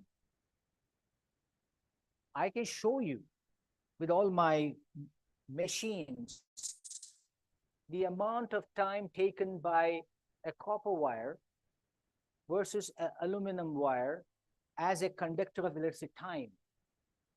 I can show you that. But a similar kind of question in social sciences, we can't things or say things with such precision. And it may not even be necessary. As my comments I'm going to make a couple of slides down the road. It's very important that we keep the scientific discussion and knowledge open and public, because that is the best way of correcting errors. Yeah. Here is one standard diagram again. I'm still talking about it, of the process. Theories are always where we start from. Doing research is a serious business. We don't do research to have fun. No, I don't tell Vagdevi, hey, what are you doing this afternoon? Nothing, sir. I'm not. Let's go do research. No, research is a very disciplined activity for which there's a lot of preparation, and it has to go through that. It's serious. Why? Because we are searching for information. Remember my first day, searching for information and knowledge that is important for our survival and our sustenance. We're not joking here. So the subject matter is very serious. You're not the first person to have done research. Other people before you have done research. Their results, hundreds of them, have been collated, put together. And at some point, it becomes a part of the theory, so that you don't have to reinvent the wheel every time, right? So theories, I think of them as this basket of knowledge, credible knowledge, that has been empirically verified and is constantly being scrutinized. That is the theory. So in academic research, most of the time, our doctoral topics, our master's topics come from some aspect. Okay, there is this one aspect we do not know, or we do not know enough. I want to do a research in that area.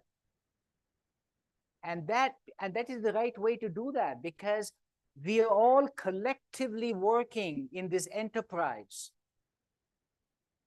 Okay, think of all those ants that you see. Each ant is carrying one little load, and we are like those ants. Each of us is producing, and it might be a very simple study you have done. And just imagine the scale done. After some time, we get to know the terrain. So those are theories. From theories, we draw our research questions or our hypothesis. Tomorrow, I will talk a little bit more about the difference between a question and a hypothesis. So at this point, I'm only going to say that these are our research objectives. We want to show that in my study, I will be looking at these variables. In a hypothesis, I'll be saying, I'm looking for this kind of a relationship between the variables in my study.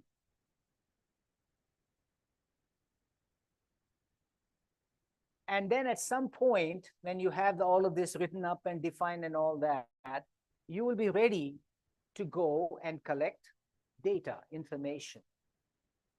And so that's another major process, data collection. This right-hand side, on your right-hand side, is the theoretical domain. No, I'm sorry. I'm sorry. On the right-hand side is, actually, we can look at it from theory to hypothesis. You're still not gone and collected any data. You're still in the theoretical domain. And then from hypothesis to observations, again, You've constructed all these instruments based, and it's still an extension, but it is not exactly theoretical domain. We are in the research domain.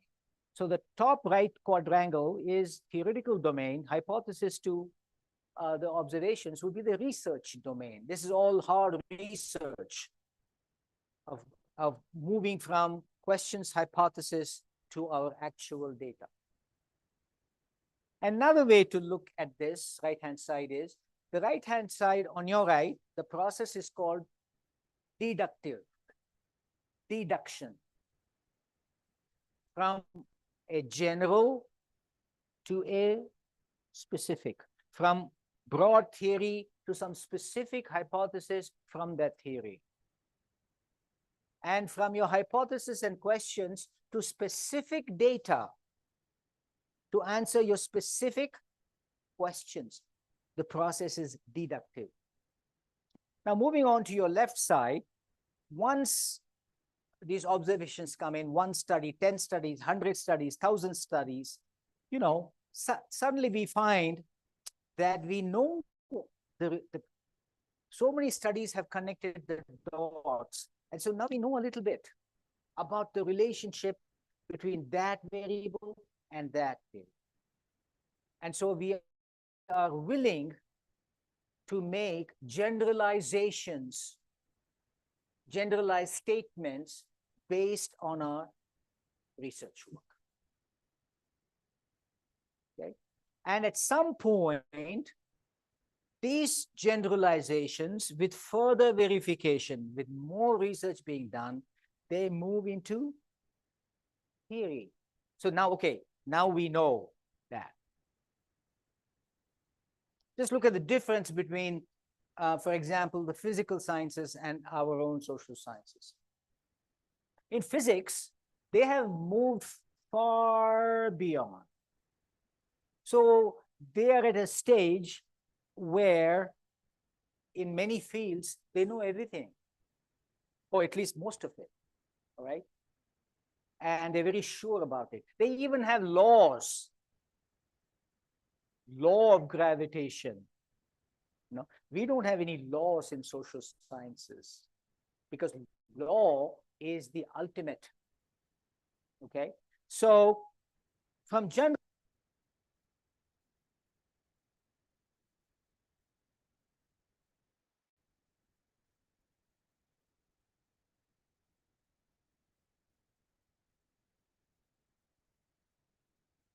okay, so for example, in physics, you know, in these physical and biological sciences,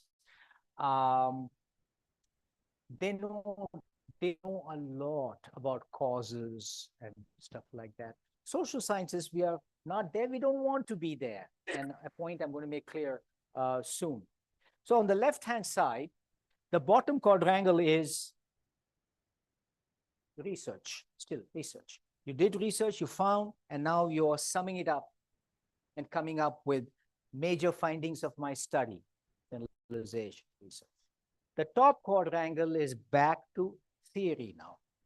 From these generalizations, now we are trying to enrich theory in that field, all right? Correct some errors, add some new stuff. So that's the theoretical. Now, the entire left-hand side is induction or inductive process, from specific to general. So when you go from your specific observations to talking about the significance of your study in your report, you're actually in an inductive phase. You said, I found this, and this is the meaning, this is the importance. You're generalizing it beyond your specific data. And of course, your mentor and your supervisor, if you're new to it, must make sure that you're only generalizing it within the limits of what your data can actually say, okay? And so, but it is still inductive. And from generalizations, you're moving to theory now, and theory is very general. And so that is also an inductive process. Yeah. As you could see from the last one, the process is cyclical. Doesn't stop, as I said earlier. Goes on. You may not do it again, but the process never ends. Yeah.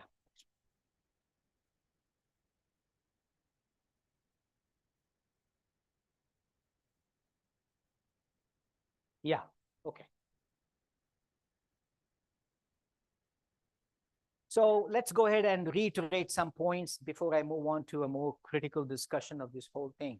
Remember, we started out by talking about positivism. What is it? And then what is the research process and how the sciences are, related in what they do to an extent. So one of the biases that we picked up from positivism from the earlier research is that they believe, the physical sciences in their research, that reality is outside and a researcher enters, collects data, and steps back. And the researcher, if you have done research, I'm sure in social sciences also, has to be objective. And there's another term that's very difficult to define, but objective is, something that doesn't suffer from any bias. Okay. And that is objective. And here is a problem that we are going to run into in social sciences, but I'm going to hold it for just one more minute. In the physical and biological sciences, they do a very good job of controlling for all biases so that the relationship between the independent variable and the dependent variable is free from bias.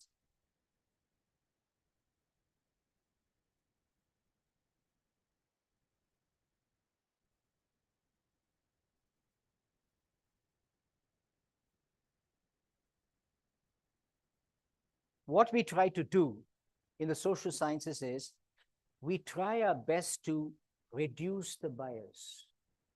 We cannot eliminate the bias, but reduce the bias to a tolerable level. And when we say reduce the bias, it could mean like in your study, when you're talking about the relationship.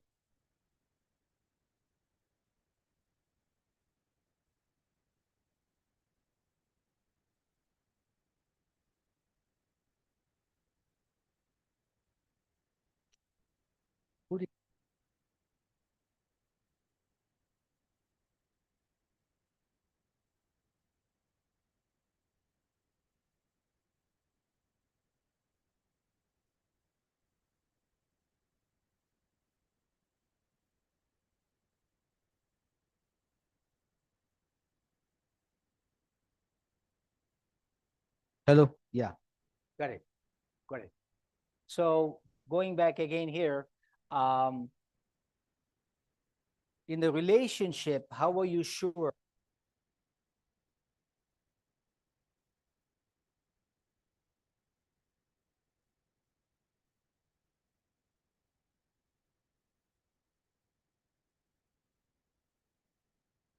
Hello.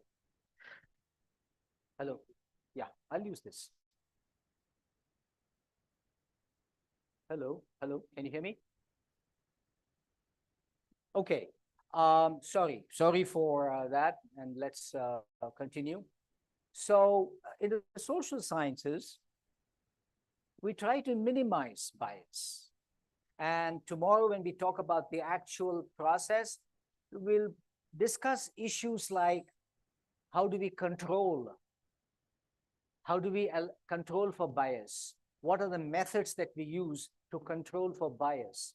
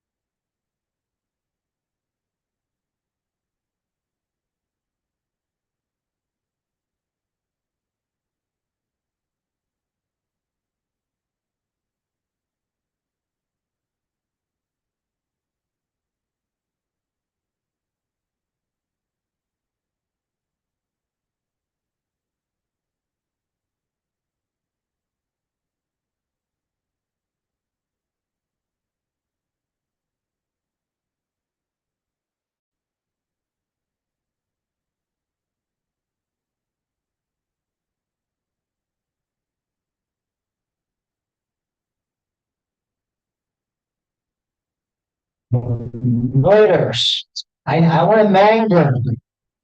And if that person, all of them go, 10 of them go and pick up a mango and come back, my Funnel. observational definition of seeing.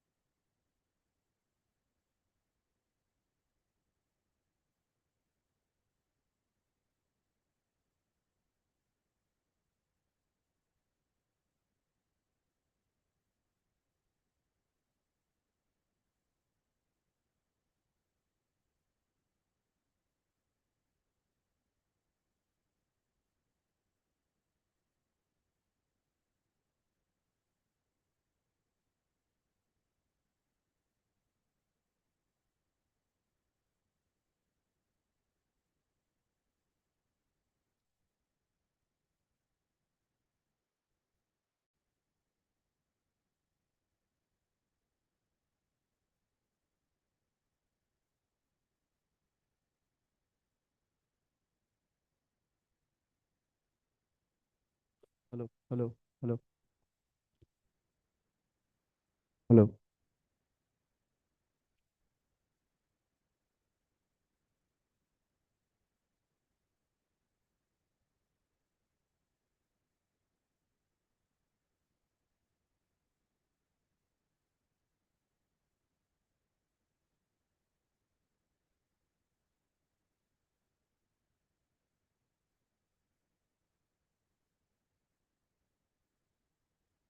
Hello, hello.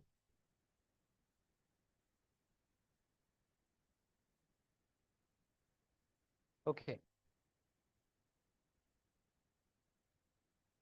Okay. I'm sure you have very popular mangoes, but anyway, so that's how it is. We have to define our concepts. Unfortunately, we don't do research on mangoes, right? So you get the idea. We have to do it the same way. Next one, please. So moving along then, um, now let's move on to criticism of this. There is a fundamental difference between social sciences and the hard sciences in terms of their objects of study.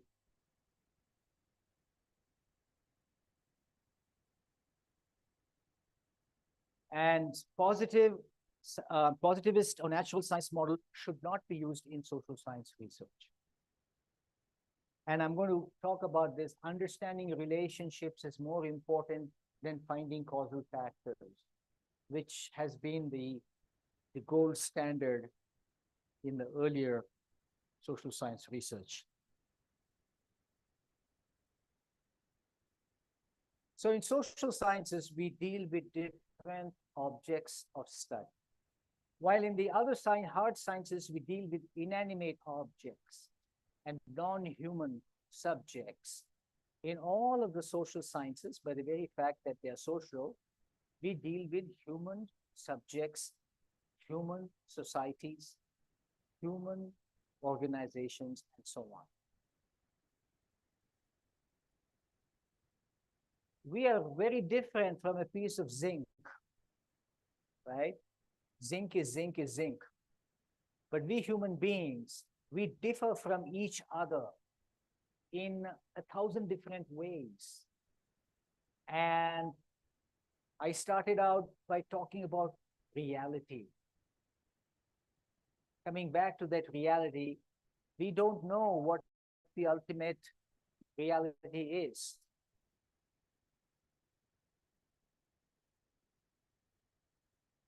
Each of us sees our own reality. And many times we cannot even see the other reality, many times, because of our language we speak. So many things about us, our culture, etc., etc. So basically then, in social sciences, we deal with human subjects who interpret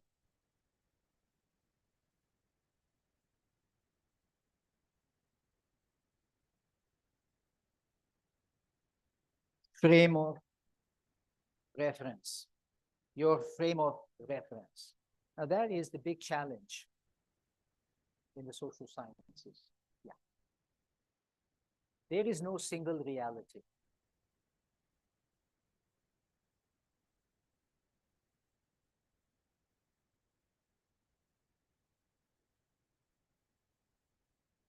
So as an opposition to that earlier point, researcher does not exist outside reality in social sciences. The researcher is part of reality. The researcher is the instrument many times. For example, in field research, there are multiple realities. And we all perceive and interpret our reality through our frames of reference. That's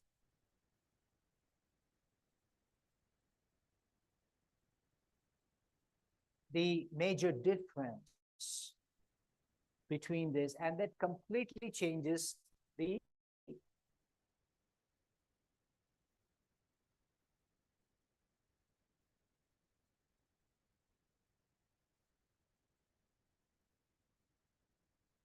so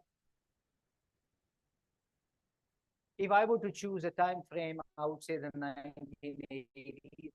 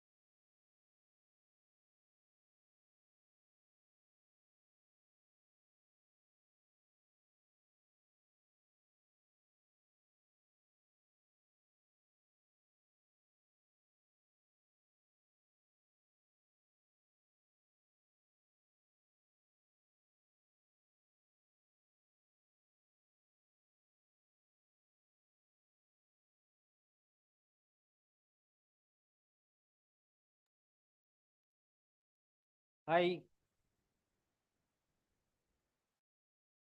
consider my own journey in this as a teacher, as a researcher, the 1980s to be a kind of a watershed decade when in the social sciences, especially in the ones that I'm familiar with, sociology, political science, communication, we kind of moved away from this overly quantitative, statistics-oriented research.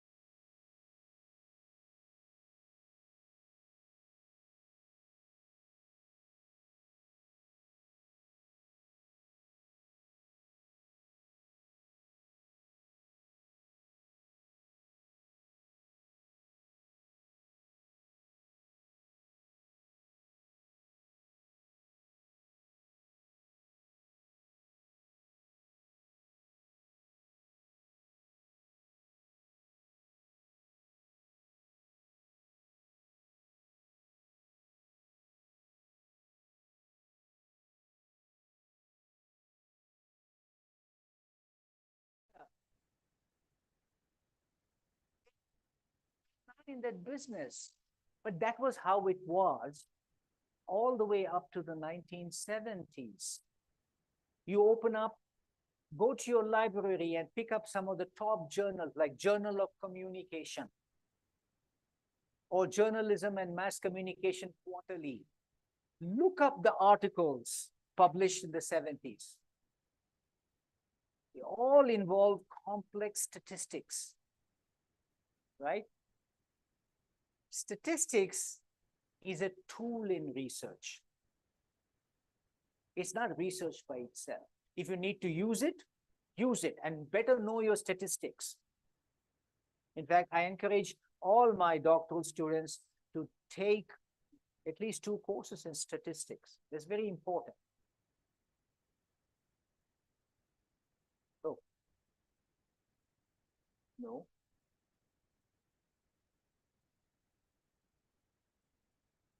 Is that the end? No.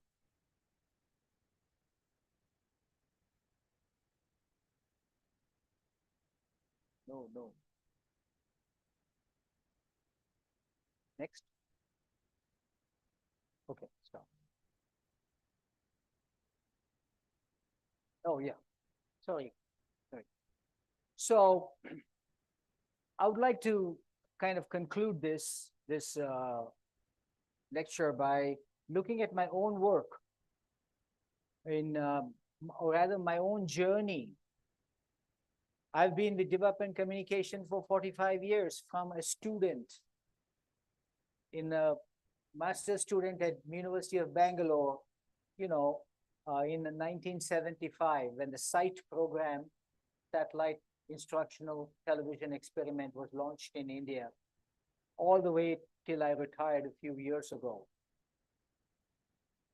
So we have, particularly within, I would like to concentrate within this field,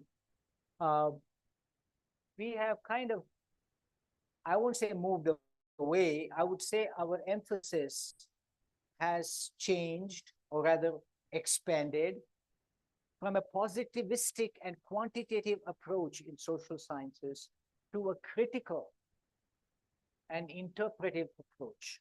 Critical approaches and interpretive, that is, non-quantitative approaches.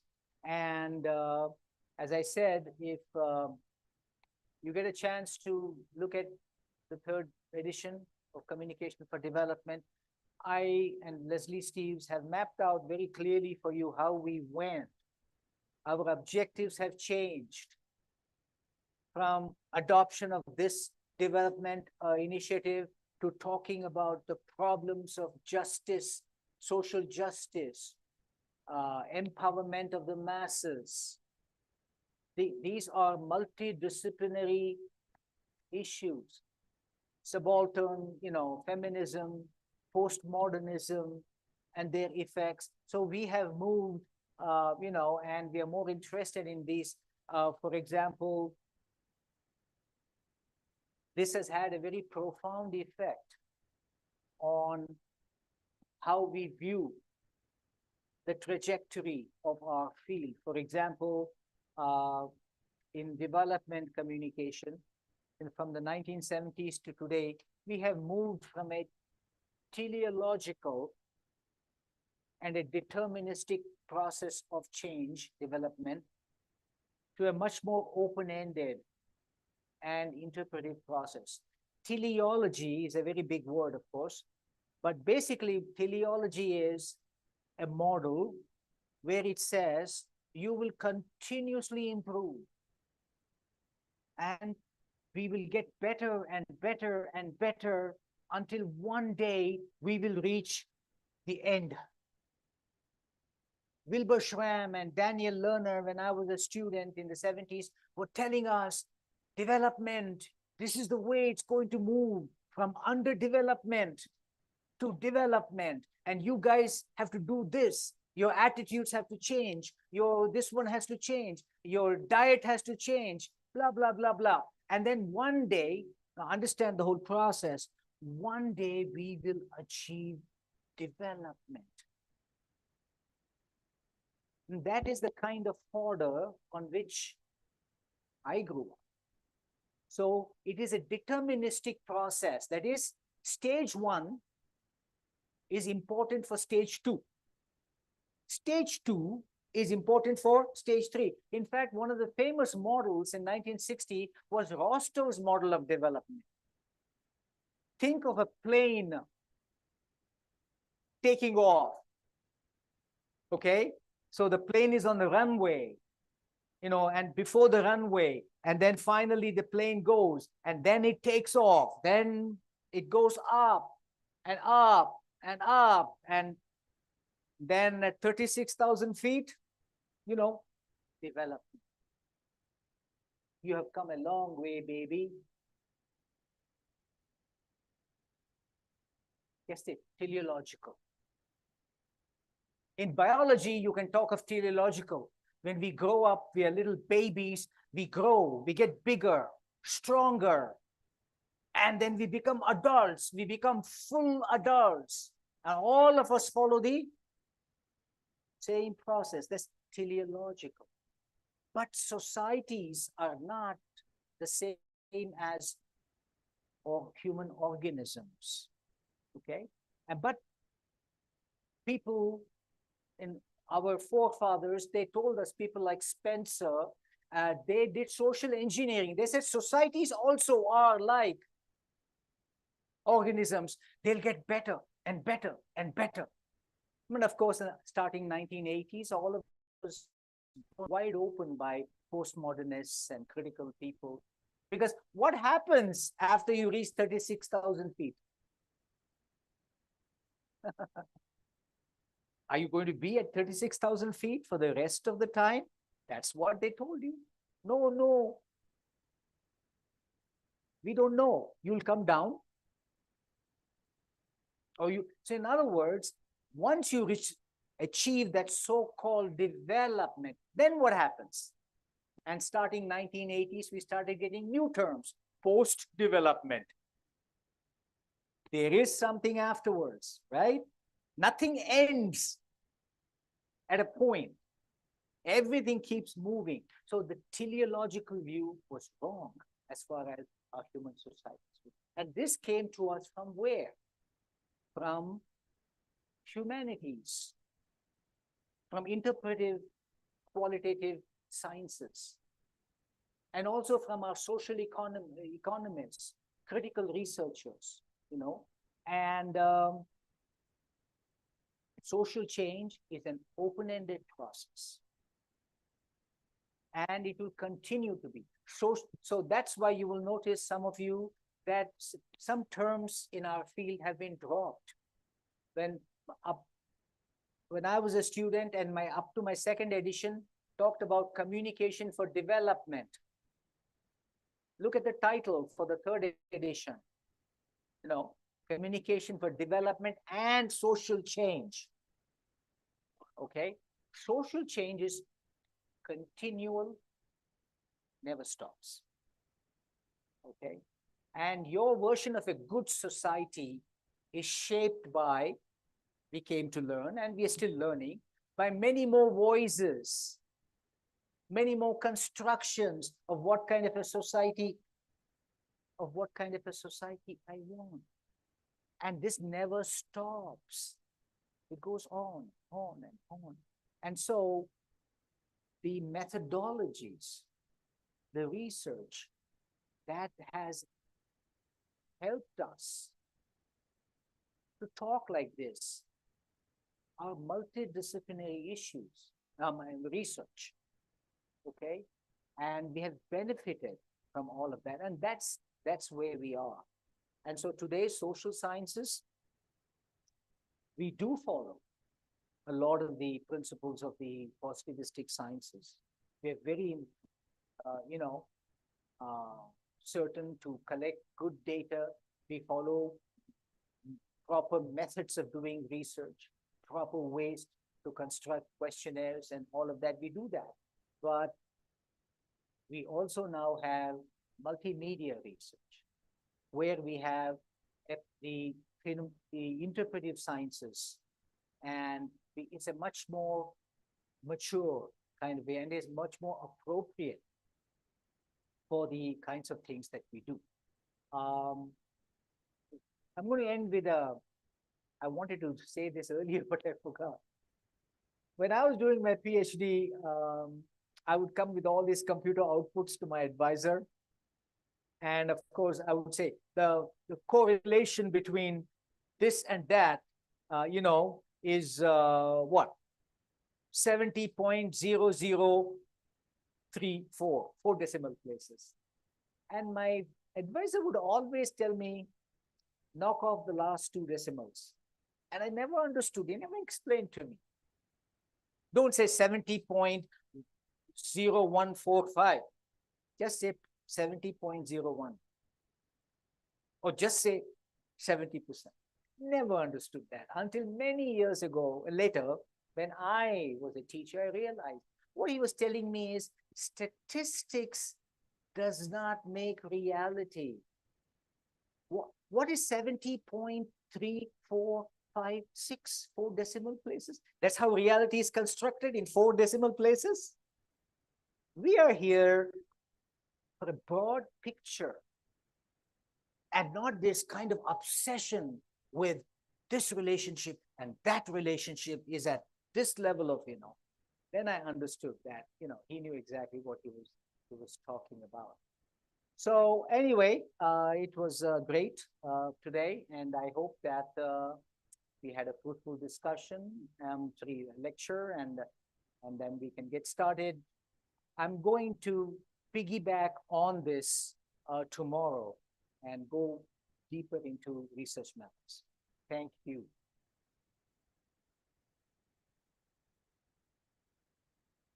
if you have any questions or you want to give your opinion, point of view, please feel free and let us know here at this end.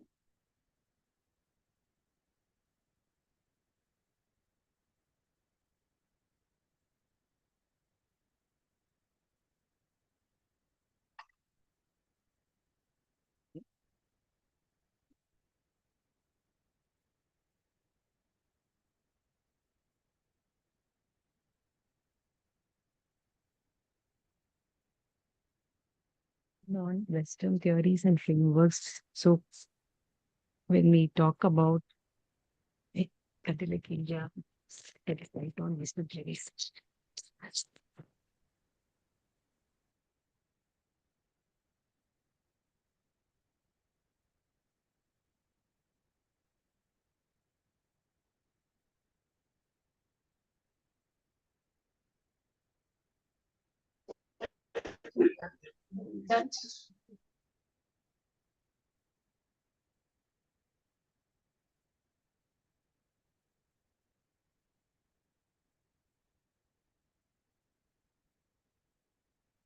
What is Eastern theories?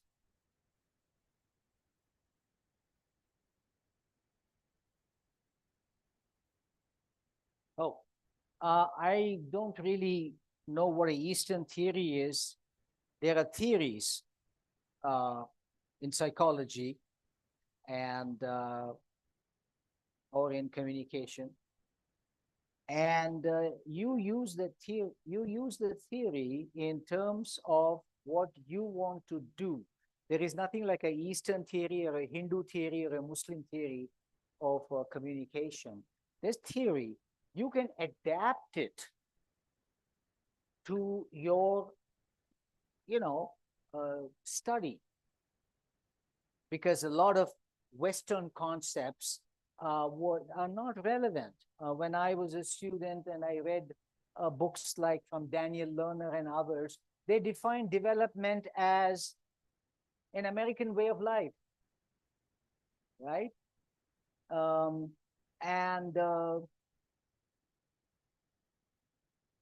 But that was, and we believed in that.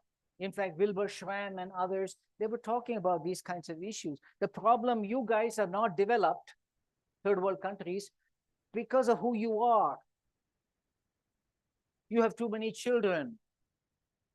You speak too many languages, etc. And those were wrong, absolutely wrong. And today critical sciences will tell you why they were wrong, right? And so you use the existing, at least the way, existing theory to examine whatever is out there, and then you can critique it in terms of, theory from a multidisciplinary perspective. It's very difficult to label them as belonging to this. So it's the questions that you ask, it's the objective of your study that is important. And I'm not a fan of Eastern and Western, because what is East? Is East Vietnam? Is East India? Is East, Middle East? No. Or what is West? So these are all categories that have been constructed. Today, research is a lot at the local level, at a regional level. Okay. And in fact, in my latest book, we dropped countries as units of analysis. And you will see that is explained in the very first chapter. We don't compare India with some other country. We compare a group of people in one part of India with a group of people. Because who said? Did God come and say you should only compare between countries? So So we have used units of analysis as a community. And if you take community as units of analysis, many times there's no difference between a community in South India, in Karnataka, and a community in West Africa. Same issues, you know. And so I think I'll leave it at that.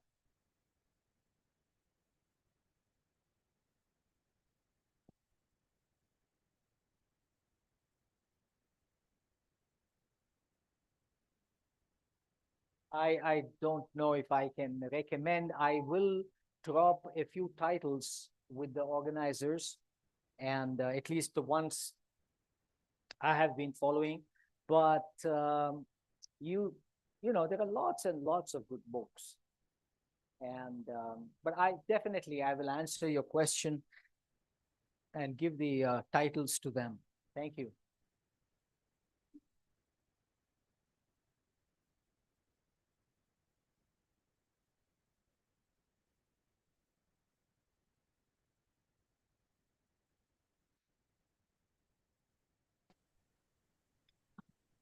Hello, can I? Mute. Hello, Okay. yes, can I ask a question? I can't hear very well. You have to help me.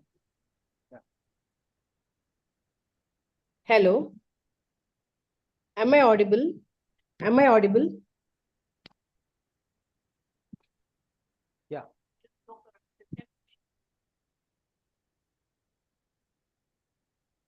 Venugopal, am I audible?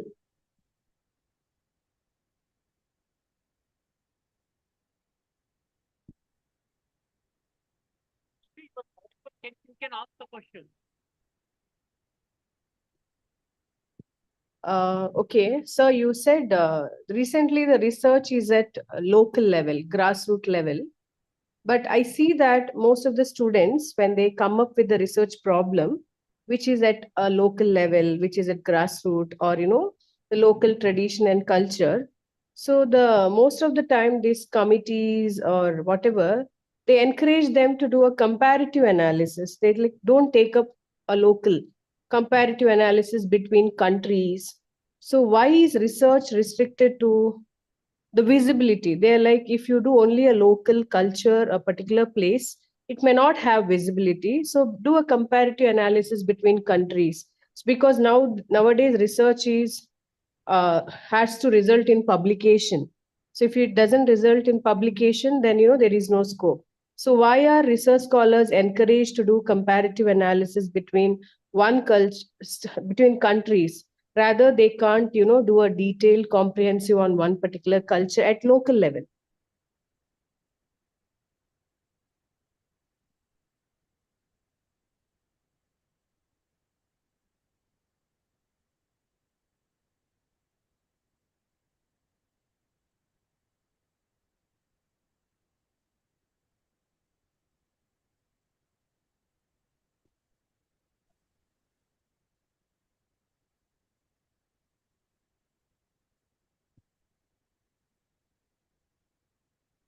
Yeah, I mean, at best, given our resources, then when we do research, we have limited resources of time and money. And so we confine our research studies to whatever is the objectives of the grant proposal at that time, whatever resources, money we have to do that, and the time that we have to do that.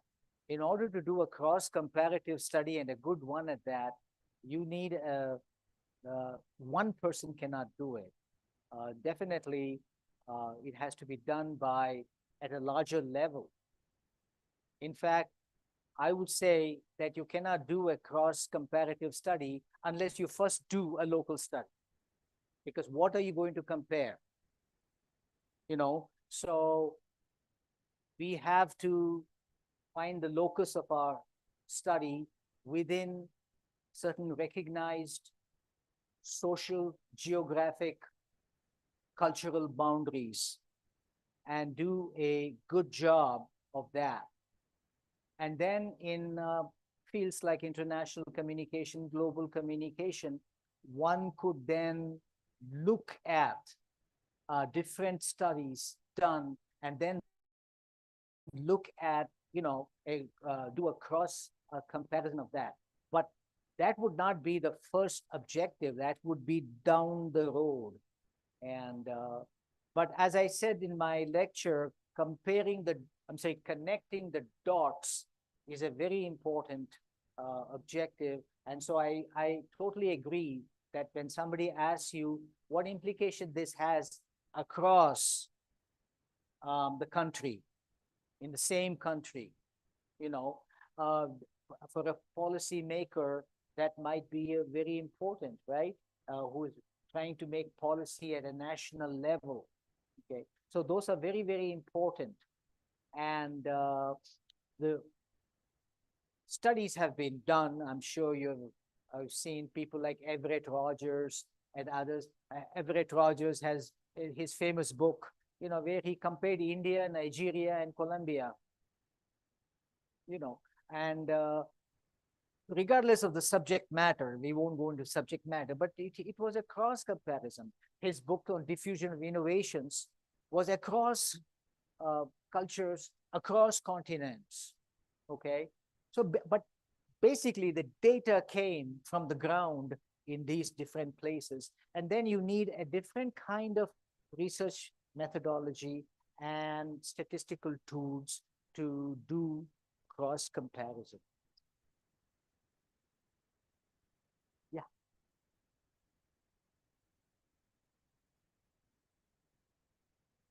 You tell me. You tell me. Yeah, go ahead. Yeah. You tell him. Yeah, I don't have my hearing aid, so tell him.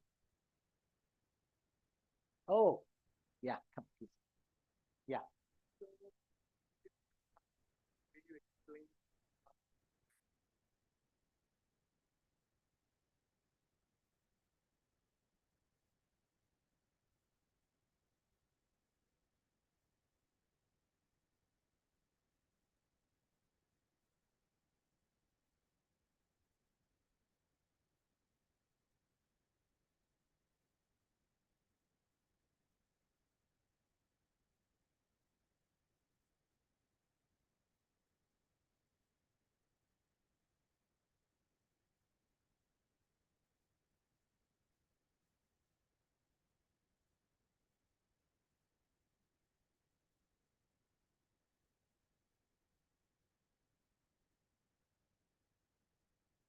Thinking of it.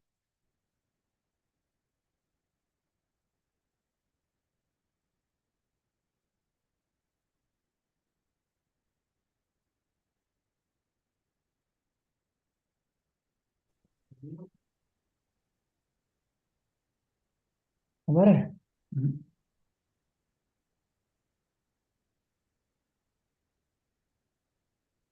Absolutely.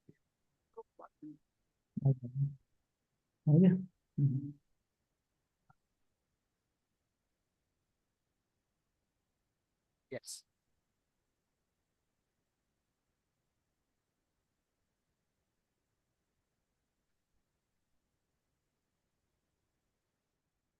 Yeah. So the comment he was making was, that we were talking this whole time about the change in focus in the social sciences and how we are always a project in the making. And somehow I may have given the impression that in the physical sciences, and I think I did tell that they have reached this stage where they know everything. I beg to take it back from the comments that you have made, and one field is quantum mechanics. And today, even Einstein would have been very interested in looking at the latest research in quantum mechanics and how it is completely, in fact, Einstein himself showed that the earlier research in his own field, needed a lot of updating.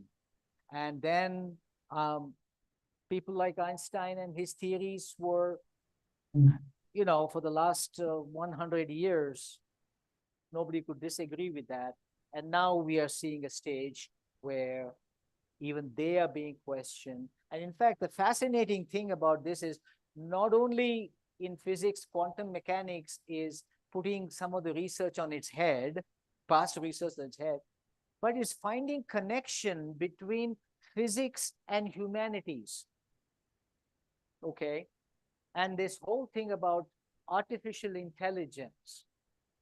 At the end of the day, we are going to be looking at an age of singularity where the machine will become like a human being, you know, and so that requires a multidisciplinary approach to research, and that is the way things are going. All right, and so it happened in the social sciences, in development communication, all these silo methods. And when I started at Bowling Green State University, I offered the first class in that university at the master's level in communication for development, fall semester 1984. Oh boy, we have come a very long way from there. Of course, everybody was fascinated. What is this? What are you talking about? Okay. Now everybody knows, but it's no longer development, you know. I mean, it's so multidisciplinary. Department of Political Science, talk of social change. Women's Studies talks of social change. Ethnic Studies talks of social change. Social work talks of social change. We're all after the same thing. You know, we are like those blind men going and touching an elephant. You know, oh, touching the leg and saying, this is like a tree trunk. Somebody is hanging on to the trunk and saying, it's like a rope. You know, like that. But now we are knowing that there is more to the elephant. So I think that is the way in which things are going. A fusion, definitely between the different sciences, you know, and different disciplines. Thank you.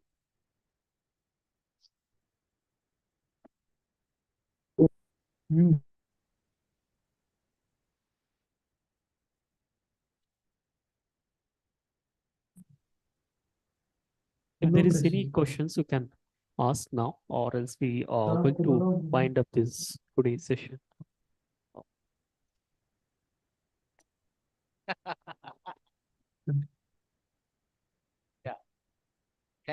Yeah, thank you very much. I hope that I was able to, you know, give you some ideas.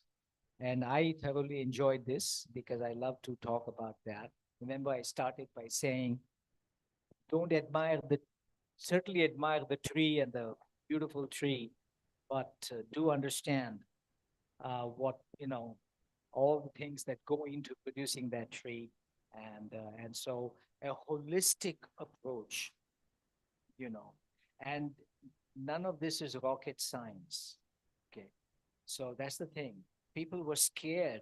Oh, research. Oh, what do I have to do in research?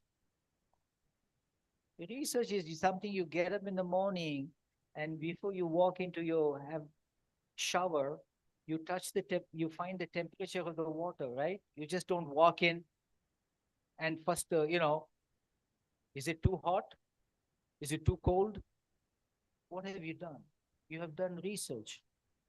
So research is nothing but collecting information that will help me make good and better decisions for my own security and my own sustenance. Now you take this and you make it as complex as you want. But whether it is rocket science or something else, the process of research is exactly the same. And I hope that I was able to do that. Thank you. Okay, so we are winding up today's session. So sorry for small technical glitch. Tomorrow we are make sure this technical glitch should not happen. So thank you for your support. So tomorrow also join as we start this session at 9:30 exactly. Thank you all. See you tomorrow. Thank you. बोला खत्म कर सुबह कल 9:30 मिलेंगे अच्छा session खत्म सारे बोला कि टेक्निकल चीज के लिए सॉरी लेकिन बोल रहा अच्छा है वो। कल मिलेंगे 9:30 बजे। काम हो गया। अच्छा है, अच्छा है, अच्छा है आइंस्टीन